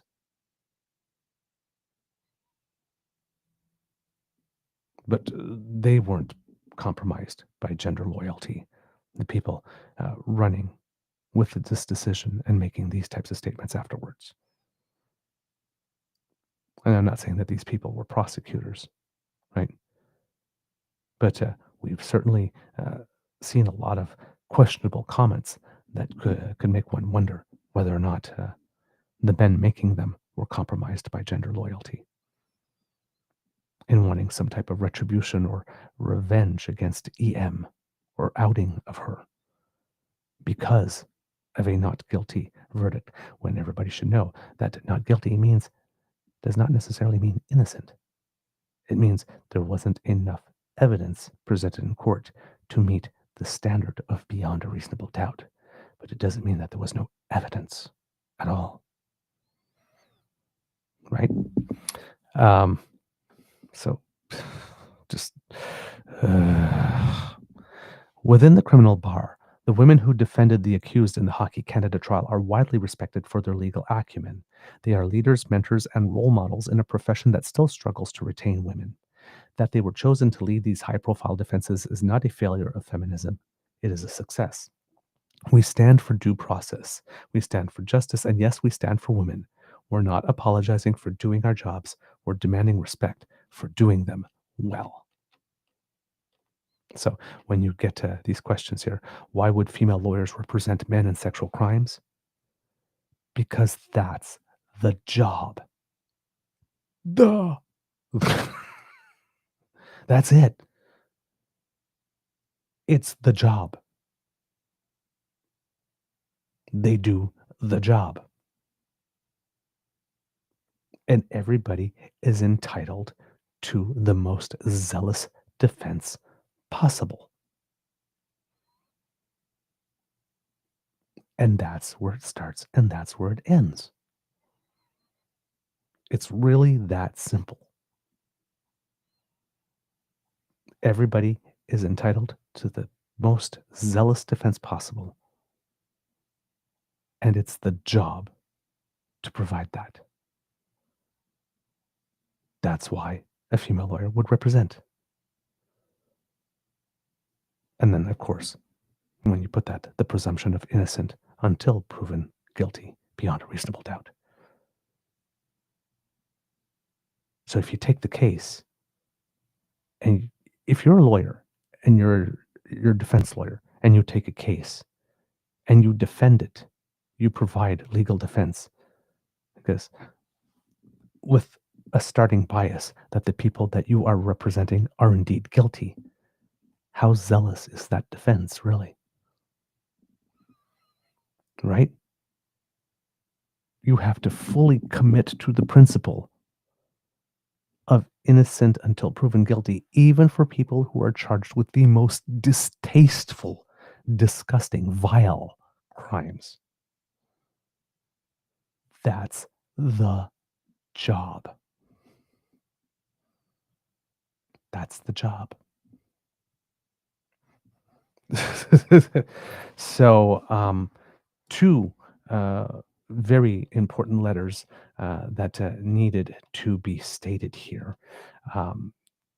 So Pierre and all of them, apparently law and order, jail, not bail, unless the criminals happen to very much support the party or be beneficial to the party in some way, or have done things that the party is deciding to exploit and market for its own gain.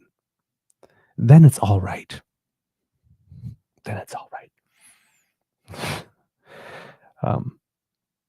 These people should not be talking. These people should not be talking. They should not be making these statements at all.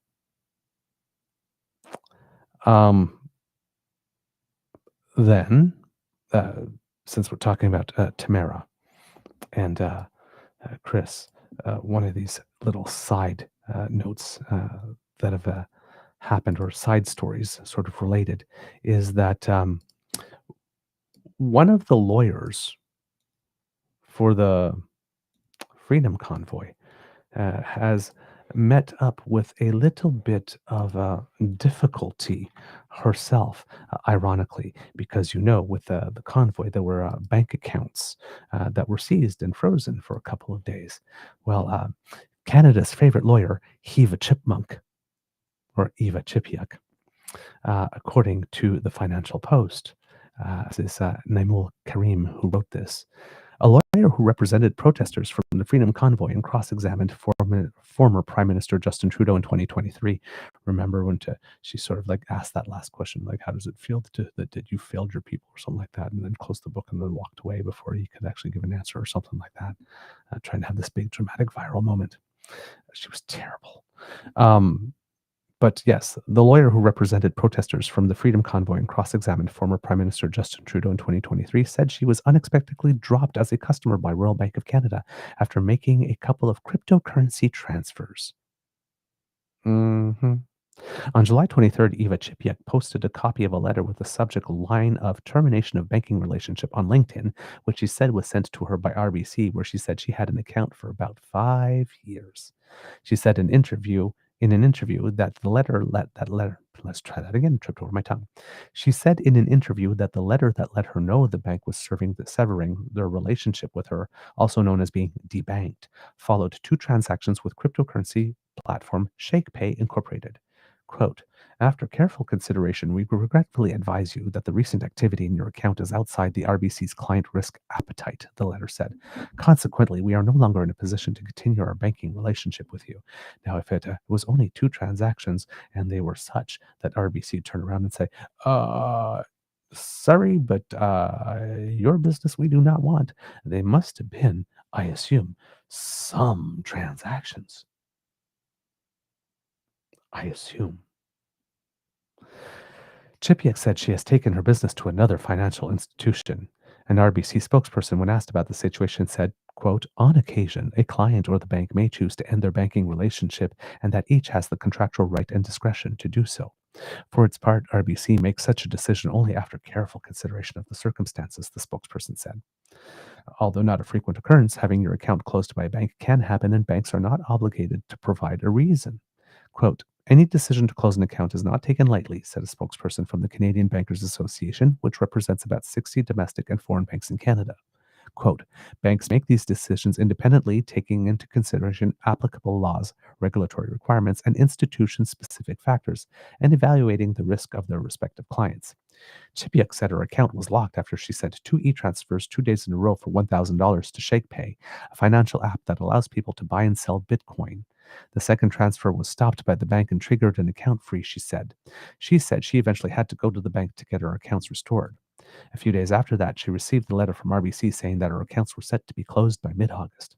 Quote, many of my experiences were incredibly frustrating, feeling like I was a criminal and had to defend myself, she said. After the last interaction, I decided to open an account with Bow Valley Credit Union. I have not had a chance to look into legal options. Remember, kids and cubs, as well. Miss Eva Chipmunk is a person that decided to take a trip to Poland and not bring her Canadian passport with her, and then had trouble getting back in, and then made a big social media stink in order to draw attention to herself as a victim, claiming that she was giving improper information because in Canada, typically we tell people that if you travel to a foreign country, you don't need your Canadian passport to get back in. Just like we tell people in a democracy, 1 person, 2 votes. This never happens. A lawyer did not do the research required, did not read the fine print enough, or did not have the knowledge to know at the age that she is, that if you are coming back, and I don't mean that she's old, I mean that she's a full grown-ass adult, to know that when you leave the country, if you want to get back in, it's probably a good idea to have your passport. It was everybody's fault but her own for not bringing it. Or not asking the question, what do I need to make sure I can get back in the country? So we're not dealing with we're dealing with a 20-watt bulb and a 100-watt socket. Okay? Here. During the protests involving the Freedom Convoy in 2022, Canadian banks froze a total of about $7.8 million in about 200 accounts when the federal government invoked its Emergency Act powers. It's almost a little poetic that the person who defended these people has been debanked herself. Anyway, after posing about the incident on social media, Chipiuk said she received responses, quote, from an overwhelming amount of people who told her that they had been debanked through a similar letter. Oh, yes, it may not be as rare as we think, she said. The Ombudsman for Banking Services and Investments, a nonprofit that helps resolve disputes between consumers and financial services, said about 5% of the complaints it receives each year are linked to debanking. In 2024, OBSI opened 94 cases related to debanking, down from 105 cases in 2023. But Eva Chipiuk, she's receiving an amount from an overwhelming responses. She's receiving responses from an overwhelming amount of people. 94 cases related to debanking in 2024, 105 in 2023. 199 people total in the last 2 years. Even if every single one of them gave her a response, that would not be overwhelming. She just lies. She's a fabulist. A spokesperson for the Ombudsman for Banking Service and Investments said that if a bank provides a customer with a, quote, a reasonable notice period before closing the account, the organization does not generally recommend compensation since a bank, quote, is entitled to end its business with a customer. However, in certain cases, the OBSI will look into whether a special situation warranted more notice or flexibility and investigate whether a bank's decision to close the account was biased or carried out in a fair manner. Quote, usually we find banks have given reasonable notice. In rare cases, we may recommend a refund of fees or compensation if not enough notice was given. We are not able to challenge or change a bank's decision. We are also generally not able to tell the consumer the bank's reason for an account closure. Alana Scotchmer, a lawyer at Gowling WLG who focuses on banking services, said being debanked can prove to be, quote, a confusing process for people since they often don't receive a lot of information. Quote, it is prohibited for banks to give information to customers about why they are being debanked in some instances, like where there are suspicious transactions. I'll just let that sit for a moment. Scotchmer said there has been heightened security from the government in recent years to ensure that banks tackle issues linked to money laundering, and if anything falls, quote, offside of a bank risk's appetite, they can discontinue their service. Quote, they have millions of customers, so they're also looking at patterns of transactions for individual and business customers and the way that money flows across the system, she said. They're often looking at multiple factors when they make these decisions, and several different things can raise red flags for banks. So I read this sentence, and this leads me to believe that while these two particular transactions resulted in her being debanked, it is possible that these particular two could have been part of a established pattern of transactions that seemed to indicate something. And it was these final two that prompted the bank to determine, you know what, yours is business we don't want. Thank you. So this may not be a situation of one day, hey, I just made 2 transactions. Why am I being debanked? So these 2 transactions may just be the ones that confirmed that there was indeed a pattern or a trend that was outside the bank's risk appetite. At the end of the day, banks, despite being, quote, solid institutions in society, are not a public service and are not obligated to continue to serve customers where they have assessed that the risk is too high. I'm sure there will be more to come from that, kids and cubs. Also, as an aside on this one, because one of the complaints was, of course, about female lawyers taking on the Hockey Canada case. It would seem, according to Ashley Burke of CBC, that Canada's Secretary of State for Sport has said that the government is keeping Hockey Canada under increased monitoring for the foreseeable future as a condition of federal funding. Adam Van Couverden told CBC News that Canada's national governing body for hockey has made progress addressing its culture, but there's more work to be done. Quote, it's not just a matter of a box-checking exercise. We're talking about a massive shift in culture that requires transparency and accountability and a lot of time. That monitoring will continue to be done by Sports Canada and Vancouver's office, he said. The federal government paused Hockey Canada's funding in 2022 over its handling of a high-profile case. A woman known as EM reported a group of 2018 World Junior players sexually assaulted her in a London, Ontario hotel room. A judge recently found the 5 players not guilty. Hockey Canada came under intense public scrutiny 3 years ago for quietly paying EM a settlement. Hockey parents were outraged to learn that their registration fees were going into a reserve fund without their knowledge and used to pay out millions of dollars in SA claims over the years. A parliamentary committee investigated sponsors paused funding, and the head of Hockey Canada and its entire board resigned. The government restored Hockey Canada's funding in 2023, but it came with strings attached. The organization has had to submit quarterly reports to the federal government about its progress, addressing recommendations in 3 independent reports, including by a former Supreme Court justice. Hockey Canada confirmed to CBC News that it has completed all of the recommendations in those reports. Sports Canada said it's reviewing that progress, and as of July, the hockey organization has implemented all of the conditions that were part of its enhanced monitoring plan.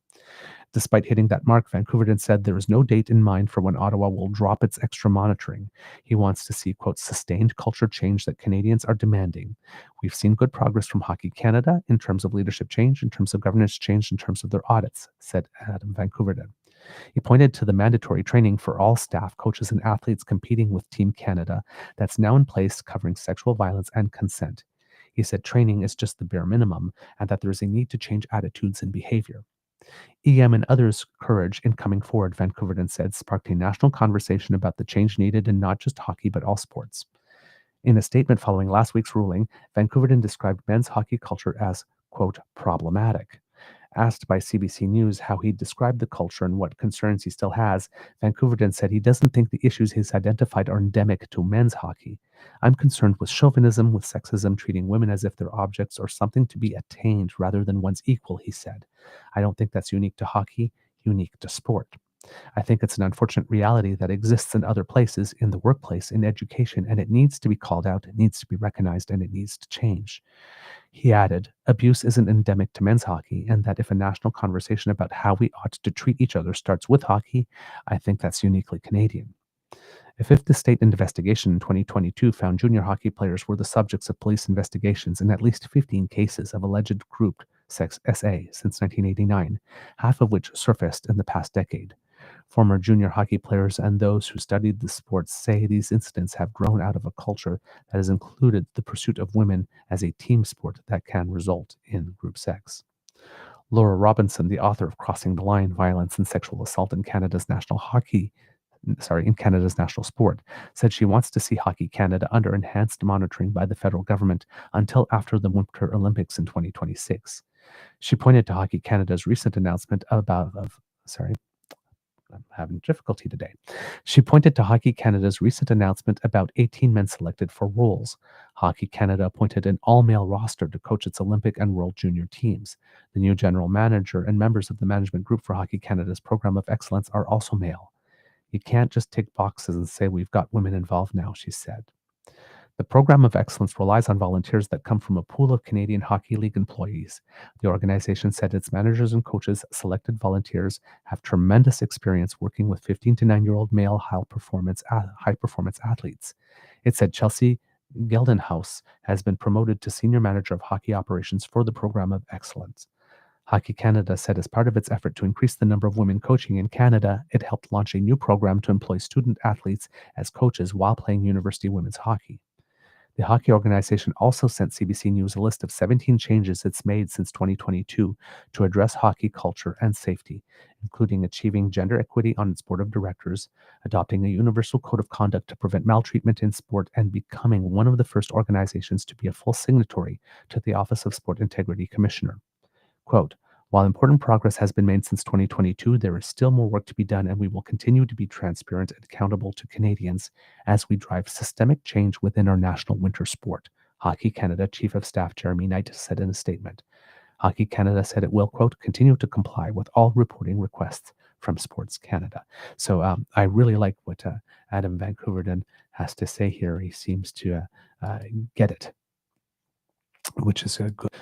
His full statement here says, we take note of the independent court's decision today. This is a critical moment in sport, and this case has sparked a national conversation about safe sport and the problematic culture in men's hockey. It is the voices of women and the courage and bravery it takes to come forward that have led to the changes in toxic culture that we are seeing. Since 2022, important progress has been made at Hockey Canada to address longstanding systemic failures. It's critical that this work on safe sport continues across the sports system because we know that when safeguards are weak or absent, real harm occurs. Our government continues to closely monitor national sport organizations and the systemic changes they are undertaking to ensure a culture of safety, respect, and integrity across all sports. So, good that the federal government is not looking, okay, well, you've ticked the boxes, we're going to remove our monitoring right away. And Adam Van Cooverden seems to be taking more of an attitude. That's nice. Thank you for doing that. But we'll believe it when it lasts. So the monitoring stays. I'm down with that.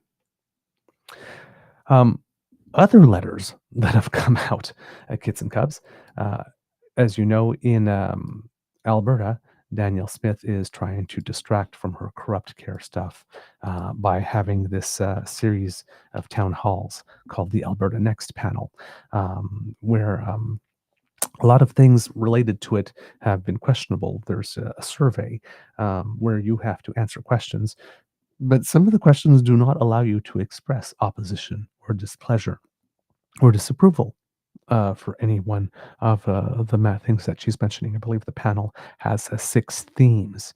Some of them has to do with like the having an Alberta pension and an Alberta police force and all those kinds of things. A lot of things to which people have already said no many times, but she's on this panel trying to manufacture consent for things that she wants to do anyway and fully intends to do anyway because she respects nothing and no one. During these panels, there are these videos that are presented to sort of introduce the topic to people. And there is one having to do with policing.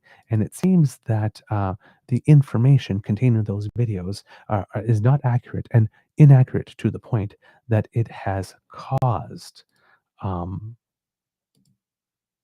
the commissioner of the RCMP, Mike Duhem, to write a letter to Danielle Smith. And it goes a little something like this. Dated July 16th, 2025. Dear Premier, I am writing further to the recent launch of the Alberta Next panel, the consultations with respect to the creation of an Alberta Provincial Police Force, and the announcement of a new chief for the Independent Agency Police Service, IAPS. I would like to begin by echoing your comments that Royal Canadian Mounted Police members and public service employees serve with distinction in communities across the province and work tirelessly to keep communities and Albertans safe. I am extremely proud of our dedicated employees who consistently go above and beyond in demonstrating our commitment to uphold public safety. I would also like to acknowledge the concerns that both you and your Deputy Premier and Minister of Public Safety and Emergency Services, the Honourable Mike Ellis, have raised with respect to police officer vacancies in Alberta. As you are likely aware, recruitment is my number one priority, and several initiatives are underway to increase the number of cadets that receive training at the RCMP Academy or the Depot. In the Alberta context, the RCMP plans to begin training a dedicated troop of recruits for K Division in September 2025, and we are also establishing additional teams across the country, including one in Calgary, to augment our processing capacity and interact directly with aspiring RCMP regular members. Furthermore, I would like to take this opportunity to clarify some incorrect information that has been included in the material shared by the Alberta Next panel on the RCMP contract policing services in Alberta. Specifically, 1. With respect to the assertion in the video that the Government of Canada sets provincial policing priorities, I would like to clarify that under Article 6 of the Provincial Police Service Agreements, it is the responsibility of the provincial minister to establish the objectives, priorities, and goals of the provincial police services. Neither the Government of Canada nor RCMP headquarters sets the priorities in this regard. Similarly, Article 6 of the Municipal Police Service Agreement enables the elected head of the municipality to set the objectives, priorities, and goals of the municipal police service. In this vein, the RCMP is and has been proud to deliver policing services that reflect the priorities and needs of communities across Alberta. So it seems that either Danielle Smith doesn't know who has the responsibility to establish the objectives, priorities, and goals of the provincial police services, or she's just outright lying to the people about who does. But this is something that you should not be getting wrong, especially if you're creating a public consultation tool and you're talking about this in your public consultation as a manner to pre-frame the discussion before it happens. Which also means that all the input that she's gotten on these matters during her tour until this information is corrected, if it ever is, in these video presentations, are tainted by this lack of disinformation or misinformation, and will be for the other 2 points as well. So how reliable will that data be when she takes and she says, well, see, Albertans do want this police service? Because most of the people that were in the room at the time said they did, even though most of the province said no many times over. She was also supposed to put that to a referendum and then decided she wasn't going to do that. I'm assuming it's because she was confident she would get a yes. Anyway, 2, the statements in the video that regular members in RC and Alberta are prevented from obtaining promotional opportunities within the province on the belief that they must be bilingual is inaccurate. Again, attacking francophones. All commissioned officer positions in Alberta, i.e. at the ranks of Inspector Superintendent, Chief Superintendent, Assistant Commissioner, and Deputy Commissioner, are designated as English Essential and staffed accordingly.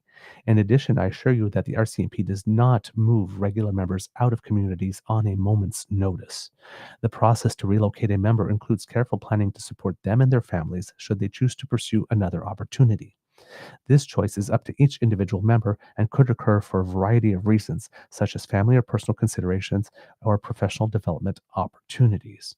So, yeah, it seems there that she's saying, well, one of the reasons we need a provincial police force is because you can't get promoted in the RCMP if you don't speak French, and people are asked to move at a moment's notice. Neither of these things actually happen in real life. 3. With respect to the frequently asked questions document, there is an inaccuracy related to the distinction between major crimes and the RCMP's federal policing program. I would like to clarify that in the context of a transition, the RCMP would retain responsibility for investigating criminal activity that poses the highest threat to Canada through its federal policing mandate. The responsibility for major crimes investigations, like homicides, would be retained by the incoming police of jurisdiction, and is currently the case where this service is delivered by the Alberta RCMP as the Provincial Police Service.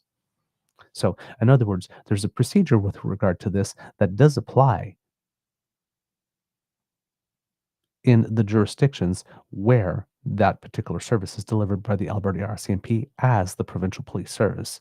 But she doesn't seem to be aware of it, or again is, and lied in order to get the answers that she wants. I also note the concerns raised by both you and Minister Ellis regarding Canada's commitment to the future of contract policing program, particularly in light of the March 2025 white paper released by the former Prime Minister. Let me be very clear. I and the RCMP are committed to delivery of our 3 core mandates: federal, contract, and specialized policing, now and into the future. This has not changed. We will continue to uphold our commitment to keep our communities safe in Alberta and across the country. So I'm guessing that she did because that evil Trudeau, we're not even sure whether or not there's a commitment to this anymore from the federal side.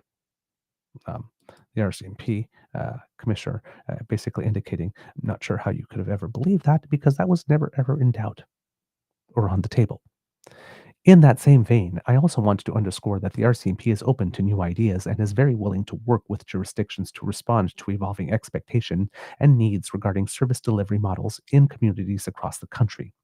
The recent announcement of a new chief of the IAPS provides a unique opportunity for continued dialogue with Deputy Commissioner Trevin Daru to ensure that the work of the IAPS augments the existing work of the Alberta RCMP.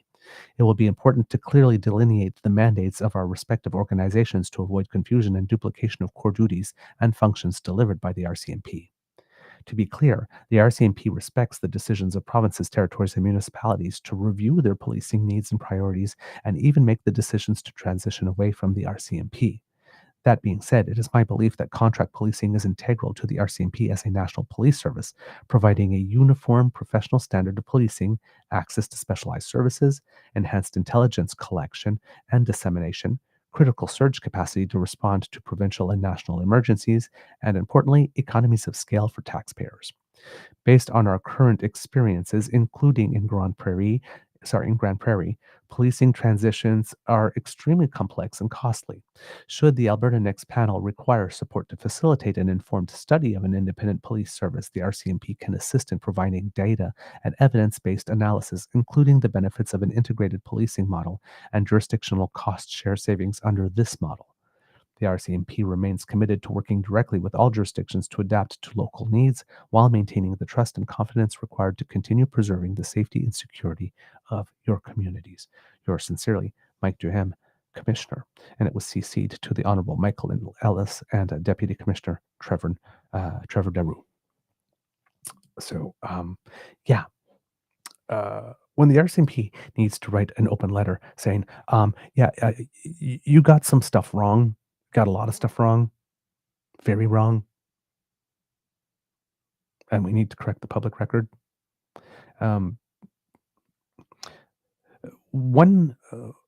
If one assumes the best of intentions, Danielle Smith is extremely sloppy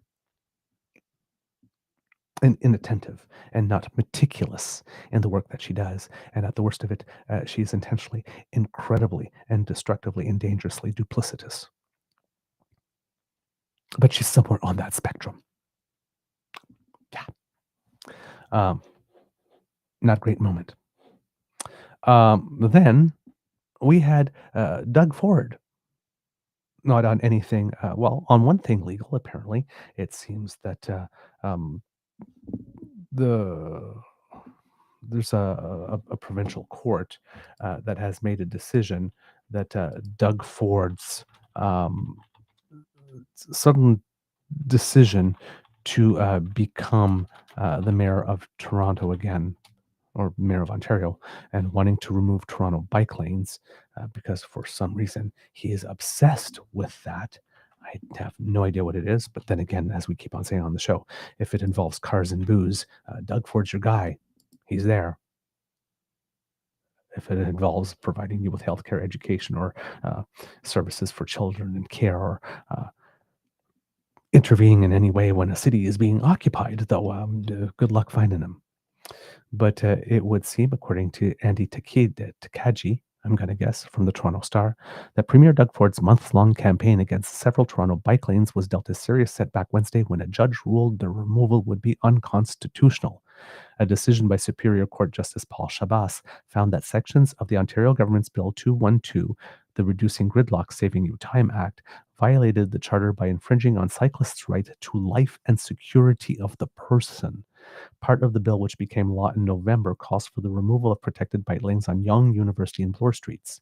The charter challenge of that plan was launched by cycling advocates, including Cycle Toronto, in December. The government said it will appeal the court's decision. Quote, "We were elected by the people of Ontario with a clear mandate to restore lanes of traffic and get drivers moving by moving bike lanes off of major roads to secondary roads," a spokesperson for Transportation Minister Pramit Sakaria said. In his decision, Shabas found that the government has led no evidence to rebut the applicant's compelling position, supported by evidence that removing the protected bike lanes will cause cyclists to ride in more dangerous mixed traffic, and that cyclists will be injured and worse if protected target bike lanes are removed. The decision does not guarantee the right to a bike lane, nor does it prevent the Ford government from blocking any new bike lanes from being built, Shabas explained in his ruling. Quote, "The government has the right to make decisions about roads and traffic infrastructure," Shabas wrote. "But where the government takes action that puts people at risk and does so arbitrarily, its actions may be restrained by the charter." The Ford government had attempted to work around the charter challenge, changing the legislation in June from "the minister shall remove the bicycle lanes located on Bloor Street, University Avenue, and Yonge Street" to "the minister shall restore a lane for motor vehicle traffic on Bloor Street, University Avenue, and Avenue Road in Yonge Street in the City of Toronto by reconfiguring the bicycle lanes." Reconfiguring would assume that they would still be there, but I guess they mean on side streets and whatnot.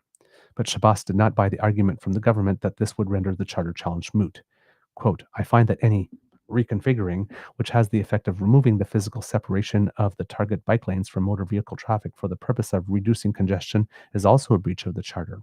It is reasonable to conclude that people who cycle will be injured and killed when lanes for motor vehicles are installed and protected bike lanes are removed. Shabbos pointed to expert advice presented by both government and cycling advocates that removal of the bike lanes would substantially increase the number of collisions for all road users and will not achieve the objective of reducing congestion. Shabbos also ordered the government to pay $200,000 in legal fees to the cycling advocates and their legal team.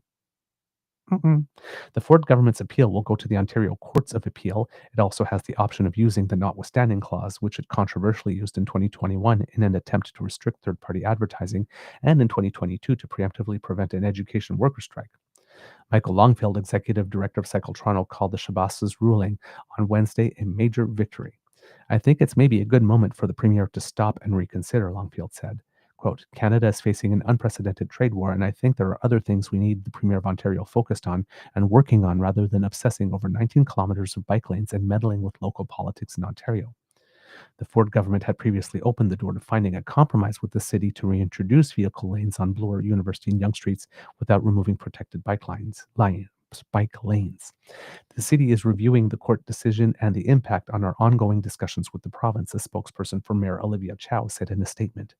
Mayor Chow maintains that the City of Toronto and its elected council should be the ones making decisions about municipal infrastructure. Doug Ford apparently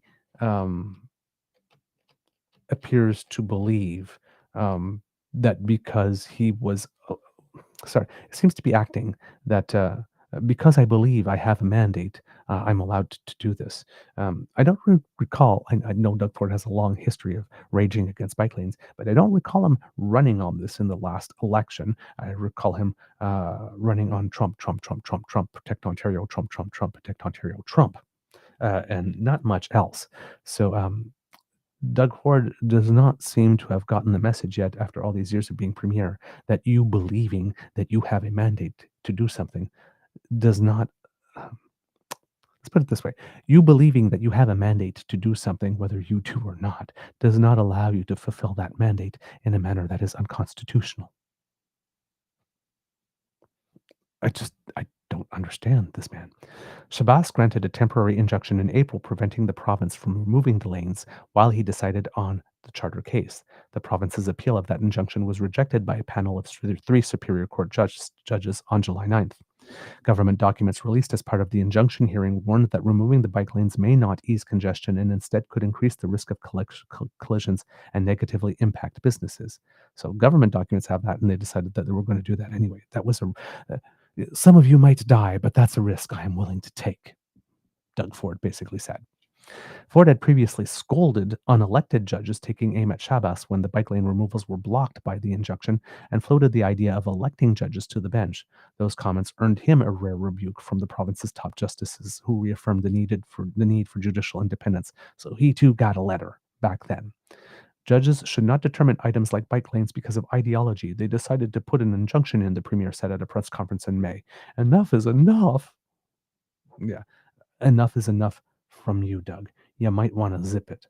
And Doug Ford then got way over his skis again with something else, not related to justice, but doing his best Donald Trump imitation when the Bank of Canada decided that it was not lowering interest rates at this most recent meeting. Doug Ford decided that it was a perfect opportunity for him to run to the web and make a social media comment that was very, very, very concerning. I'm shocked by this decision as we stare down economic uncertainty that's putting hundreds of thousands of jobs at risk. It's never been more important to stimulate economic growth and keep Canadians working. Rather than wait around and let President Trump's tariffs do even more damage to our economy, the Bank of Canada needs to cut interest rates now. Why the fuck, pardon my Swedish, is Doug Ford having any public opinion whatsoever about monetary policy.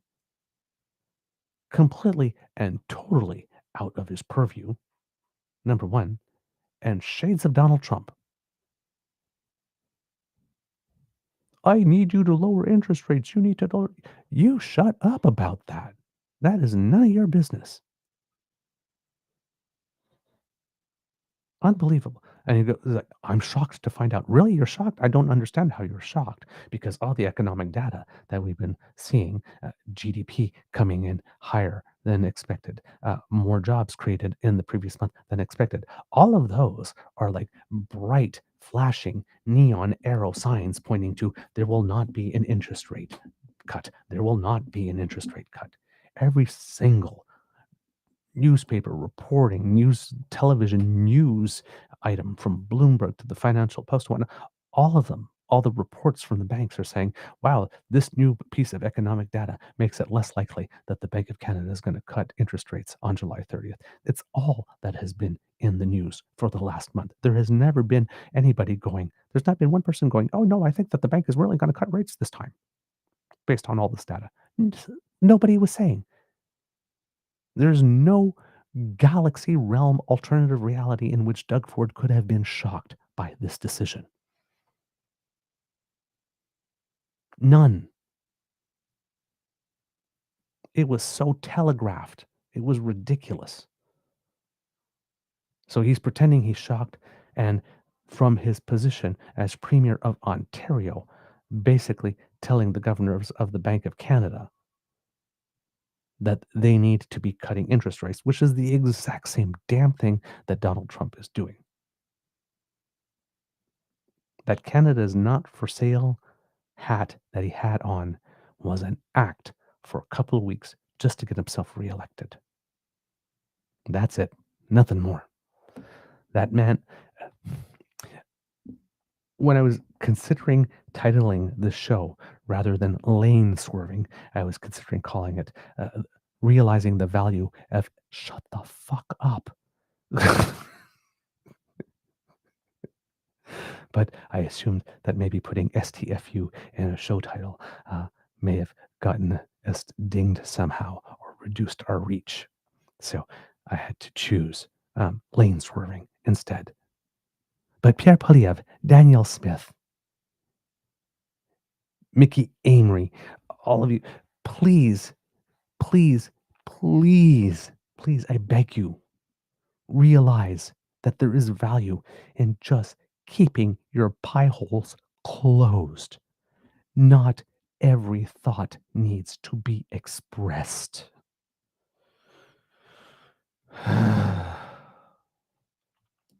My God. These people.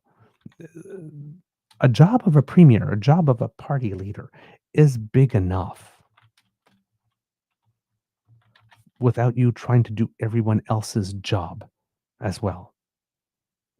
And then the final one on this is, again, Danielle Smith and Mickey Amory, again, with regard to the separation issue and referendum questions, because we know that Thomas Lukasik got his question in first, right? And his question was about Alberta remaining in Canada, and now the question has been improved by Elections Alberta, and he's trying to get the signatures on the petition for that, right? Well, the Premier of Alberta, the people that want the question to be about separation instead, submitted their question here. And Danielle Smith and the alleged Minister of Justice of Alberta decided to get involved in that.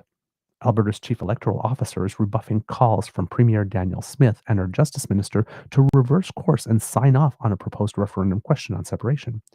On social media, Smith and Justice Minister Mickey Amory said earlier Tuesday that Albertans should be able to embark on gathering signatures without needless bureaucratic red tape or court applications slowing the process. The remarks came after Chief Electoral Officer Gordon McClure announced that he had referred the proposed referendum question on separation to the courts so a judge could decide if it contravenes Canada's constitution. McClure, in a statement Tuesday, responded by saying he is merely following procedure and that the gravity of such a potential referendum invites judicial oversight and close inspection. Quote, in seeking the opinion of the court, the chief electoral officer is fulfilling his duty under the Citizen Initiative Act in an independent, neutral, and nonpartisan manner, he said. The proposed question, which needs McClure's approval before the group behind it can start gathering the signatures necessary to get it on the ballot, seeks a yes or no answer to, quote, do you agree that the province of Alberta shall become a sovereign country and cease to be a province in Canada? Henry says in his post that since the province would ultimately be responsible for implementing any referendum result, the electoral officer's request for judiciary scrutiny is premature. No, it is not. Why would you want to have a vote on a question that might be potentially unconstitutional, then decide that you're going to try and implement it and find out then go to the court to find out, oh, well, we can't do that because the question, I guess, ask the question about whether or not the question on the referendum is constitutional before holding the damn referendum. Quote, we encourage Elections Alberta to withdraw its court reference and permit Albertans their democratic right to participate in the citizen initiative process. Nobody's denying them their right. It wasn't a no. It's thank you for submitting your question. We will now verify, take some time to consider whether or not the question is constitutional. If it is, you get to go ahead. If it's not, you're going to have to come up with another question. But nobody is denying anybody's right to participate in the citizen initiative process. Smith's post said she agrees with Amory. Oh my God, what a surprise. But adds she believes in Alberta sovereignty with United Canada. I believe in Alberta sovereignty within a United Canada, but hey, Elections Alberta, could you not do due diligence on the question that asks whether or not Alberta can separate so that I can help my buddies here? It's, again, talking out of both sides of her mouth or out of both faces, and she didn't take care to ensure that either of them was pretty. McClure, in his statement, said the question, quote, is serious and significant and has the potential to have profound impact on all Albertans. He also clarified that he's specifically looking for a judge to rule if the proposed question contravenes specific sections of the Constitution, including the rights set out in the Charter, the enforcement of those rights, and treaty rights. Smith and Amory's comments came after the group that submitted the question called the electoral officer's Monday's decision a delay tactic. So again, impugning the reputation of the chief electoral officer of Alberta. Opposition NDP Deputy Leader Raki Pancholi said in a statement accused Smith and Amory of going against the administration of a law they themselves set in order to appease separatists within the United Conservative Party. Quote, yet again, Danielle Smith and her UCP government's authoritarian tendencies, corruption, and incompetence are on full display, Pancholi said. Mitch Sylvestre with the Alberta Prosperity Project, whose name is attached to the application submitted to the electoral officer, has not responded to interview requests this week. Sylvestre said he thinks interest among Albertans in holding a separation referendum increases with every speaking event his group organizes. Quote, the more people that hear what the message is, the more people that will be in favor, he said in an interview last month. Yeah, but it doesn't mean that there will be enough. Provincial law says a hearing date must be scheduled within 10 days of the court referral, and McClure's office said he would have 30 days after a court ruling is issued to determine if the proposed referendum question meets other legislative requirements. If approved, Sylvestre and the Alberta Prosperity Project would need to collect 177,000 signatures in 4 months to put the question of Alberta separation on the ballot, which is really, really interesting that they would only need 177,000 because Thomas Lukasik, who's asking the question from the other side, needs to get 293,976 and has only until October 28th.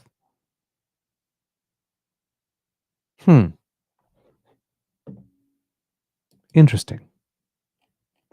In June, the chief electoral officer approved a competing question that seeks to have Alberta make it official policy that the province will never separate from Canada. That petition, put forward by former Alberta Progressive Conservative Deputy Premier Thomas Lukasik, was approved before new provincial rules took effect that lowered the threshold for citizen-initiated referendums to get on ballots. Amory said Tuesday the rule changes were intended to make the process broadly permissive and that McClure's referral to the court didn't match the intent behind the changes. So there you go. Danielle Smith and Mickey Amory, the Minister of Justice, telling the Chief Electoral Officer of Alberta, do not do your due diligence and make sure that this other question is actually constitutional before we put it on a ballot. for people to vote on, if they're able to get the signatures required, of course. Again, could you not talk? Could you just decide not to talk? Could you just let people do their jobs without nailing someone without vilifying someone, and then taking a friend of yours or taking a cause of some people who support you and nailing yourselves to the cross as martyrs? Could you not? Please. Of course, Danielle Smith is a person that thought it was appropriate to take that phone call from Arthur Paslowski. So, I mean, right. No surprise here with this behavior. But yes, lots of behavior here with trying to interfere with courts and legal systems, and trying to vilify prosecutors and trying to vilify judges. All coming from the conservative side. The allegedly law and order conservative side.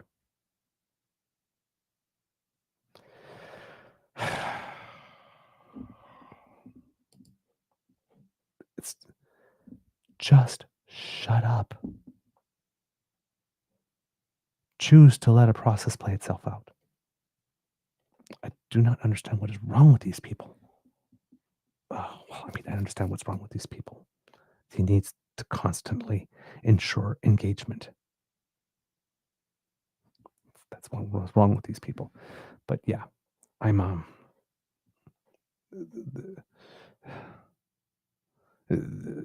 this type of interference in legal issues, this type of direct deception, lying to Canadians about what the law allows and doesn't, what it permits and doesn't,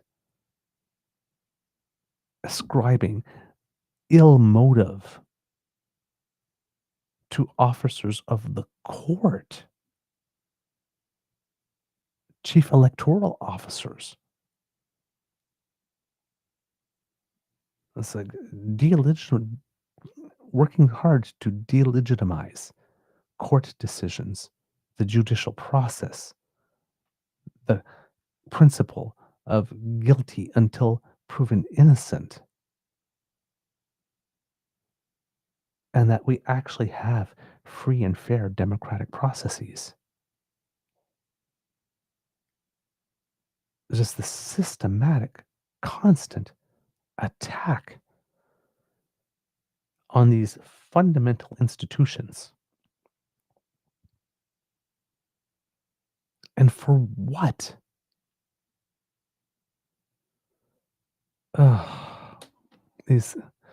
We do not have serious people in these positions. We need Canada. We need some damn quality control here. We need to elect a better people. Jeez. All right. Kids and Cubs, I've gone long, and I still had more for you here. But I'm going to say that's the end of this episode of the Daily Beaver Morning Show. We hope that you love listening to us because we love making this for you. And, well, sharing is caring and word of mouth is priceless. So please tell your peeps and poops all about us. We really appreciate it when you do, especially when you include some words of your own when you share our stuff. Because as we keep on saying, you are influencers in your own community. If you would like us to help you, because you are definitely a beaver or a cub who is on the go, participating in democracy, making things happen, well, kids and cubs, we are ready to do that because sometimes you're not available to be able to watch our show live with the DAMFAM or at your own convenience. And but you want your daily dose of beaver. So take us with you. Thanks to the Ray Girl, you can. She has ensured that we are portable. If you scan this QR code, it will bring you to our podcast page, and that is podcast.com/the true north eager beaver. Sorry, podcast, pod page. sorry, I should know this by now. Podpage.com/the truenortheagerbeaver with a hyphen between each one of those words. And when you go there and click subscribe, when we have something fresh off I'm tripping over my tongue today, over the podcast bandwidth, it comes directly to your favorite podcast feed. You don't have to go looking for it. We come to you, and that way you can just pop us in your ears and take us with you when you need to go out. And so you can still keep abreast and be informed while taking on the day. So thank you for all of you who do listen to us on audio cast as well as video cast. Kits and Cubs, if you would like to help us in other ways, maybe you would like to take a trip on down to the True North Eager Beaver Media Incorporated YouTube page, where 20,200 of you have so far, and play with our buttons, like, share, and subscribe. Give them a little smash. We like it when we do. We like it when you do that, and it makes us very, very happy. Plus, it helps us with the algorithm. So thank you very much. If you would like to help us in other ways, hey, it's a bright, fresh new month. And if you happen to have a little bit of extra coinage jingling in your pocket and you like what we do and you would like to encourage us to do more, a little donation to the Eager Beaver Lodge Emergency Hydration Fund, in order to keep your favorite beaver moist, would be greatly, greatly appreciated. You will earn our undying gratitude. And because tipping is very, very sexy, it seems that our lab reports, we've just done some extra testing on it. And yes, it still increases your sex appeal by 20.83%. Our lab results have been confirmed over again. So if you're feeling sexy, or if you want to feel sexy, a little tip sometimes can do the trick. Coffee, ko-fi.com, Eager Beaver, all in one word. Leave us a little something. When the change hits the bottom of our tip jar, we get a little happy. And plus, we get a little warm fuzzy because, it's love. And we love here at the Beaver Lodge. So thank you to all of you who offer us your generous support, particularly, pardon me, my nose is itchy, regular donors who contribute more than once. We see you, and we very, very, very do much appreciate you.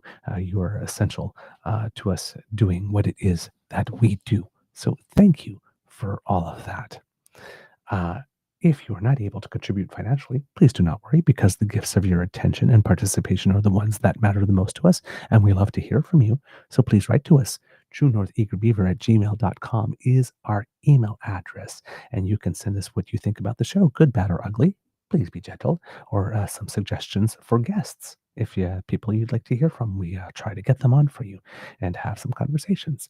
So, Kits and Cubs, please do write us there and let us know what you think.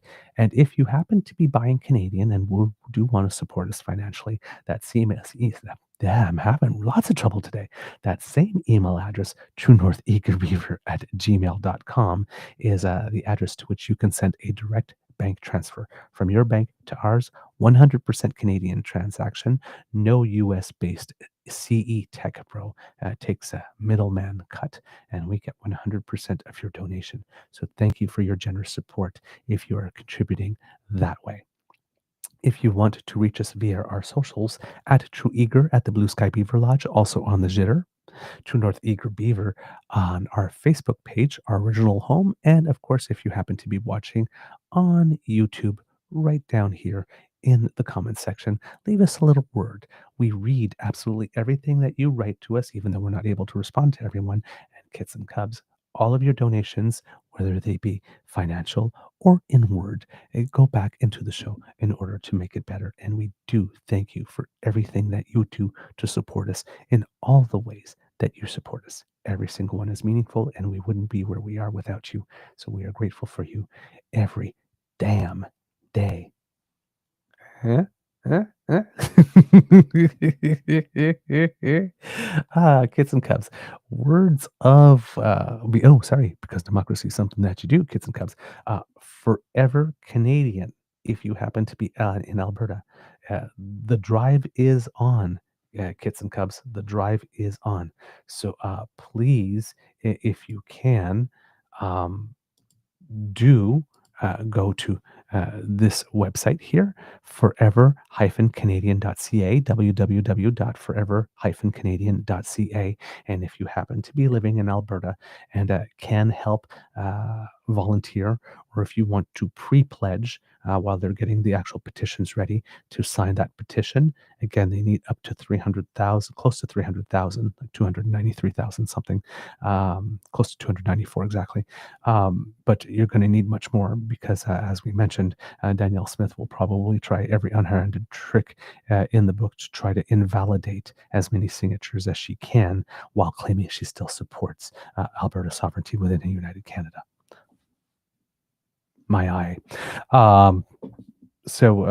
Yes, they're going to need volunteers, and they're definitely going to need a lot of people in Alberta to sign up to be canvassers in order to get that many signatures. So if you happen to be living in Wild Rose Country and listening to this show, and you've wanted an opportunity to do some democracy, go to forever-canadian.ca and sign up to be a volunteer, sign up to be a canvasser, and go out and get the signatures, especially, if you are proud to be a Canadian. I'm sure that you have, again, because you're influencers in your circle, you know a lot of people who are also proud to be Canadian and would be quite happy to put their signature on such a petition. So right now the country needs you. So if you can help, please do, and sign up, become a canvasser or volunteer in any other capacity in order to be sure that we do what we need to do to nip this in the bud. I thank you very much for anything that you are able to do with help to help with that. Words of wisdom, kids and cubs. I'm a little devoid of wisdom today. I will be totally honest. But if I have to draw from personal life, if you have someone close to you at some point who needs to go away for a while and you're going to be apart, miss them. Yes, absolutely. You can have a little melancholy that they are leaving, but there's also an opportunity in that. And says, while my beaver sweetie will be away, I will be taking the opportunity to pursue some activities that I enjoy that I sometimes don't have time for because I'm a dedicated sweetie myself. And so, yes, I will be spending time with some friends, from high school and era and university area that I don't get a chance to see a lot of and stuff like that. We go for dinners and stuff like that. So I'm taking advantage of the time that I'm alone to not focus on being lonely and on missing my sweetie, but to reconnect and spend some time with other people that I love and enjoy and don't have as much time for. So I'm not looking at it as losing something, but as an opportunity to do something else, knowing that my beaver sweetie will be back and that cuddles will resume at the beginning of September. So, kids and cubs, again, when something can't be for a while, it sometimes creates room for something else that brings you joy as well, but you haven't had time for. So use the time wisely and go get yourself some happy. All right. It could be a tough world out there, kids and cubs, so please be kind to and gentle with yourself. And now at the count of 3, if you would, please, a little Mr. Beaver, cue the cock, would be very, very appreciated. 1, 2, 3. Delivered with a spoonful of sugar. The medicine went down so well. How can I resist? You are listening to a True North Eager Beaver Media Incorporated podcast. The True North Eager Beaver podcasts are proudly brought to you by our founding sponsors, the Misfit Mysteries from Corvid Moon Publishing, your source for science fiction, fantasy, and cozy mysteries featuring a broad diversity of characters, CanadianTarot.com, your uniquely Canadian online eclectic tarot community, and the Peppermaster. Hot pepper sauce is made from farm-fresh ingredients to thrill your taste buds and expand your mind. We are grateful to the Crier Media Network for its support, Pete Jarvis for our artwork, and Paul Joseph Something for our opening and closing sequence music.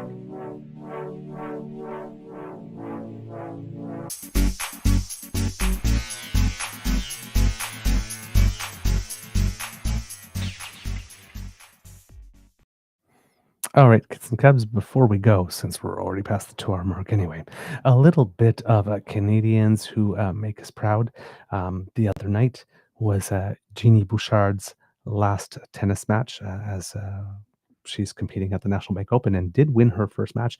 And you know what? She did really well in the second match, too. She was very close to eliminating from the tournament the number 20 player in the world, Belinda Bencic, who's a very, very, very good player.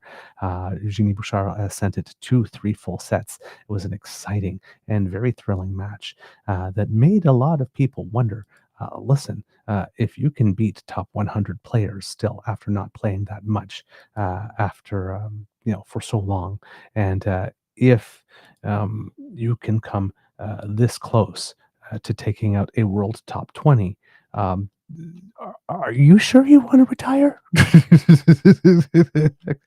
You sure? And she says, everyone keeps asking me that. My sister said she started a petition with fans in the crowd and everyone signed it. So now I have no choice but to rescind my retirement. But there's a lot of hard work that goes into tennis. It was great to be able to perform well, but it's such a tough life of sacrifice and hard work. I've given so much to tennis and it's given me so much, but I do feel ready to move on from that and do other things in life. But I will be forever grateful for what tennis has given me. So, despite the fact that she was playing kick ass, she could still be easily a top 50 player if she was if her heart was still in it at this point, and be very competitive. But she has decided to move on, but not before giving us a lot of thrills one last time. It was a really exciting match, and it was looking like she was going to pull it out there at the from there. And was like sitting there, come on, like just one more match, just keep it going. She had joked out loud that if she happened to win the whole tournament, she might reconsider retiring. And I was sitting there, it's like, go on, girl, go win it all. Why not? It would have been an incredible story.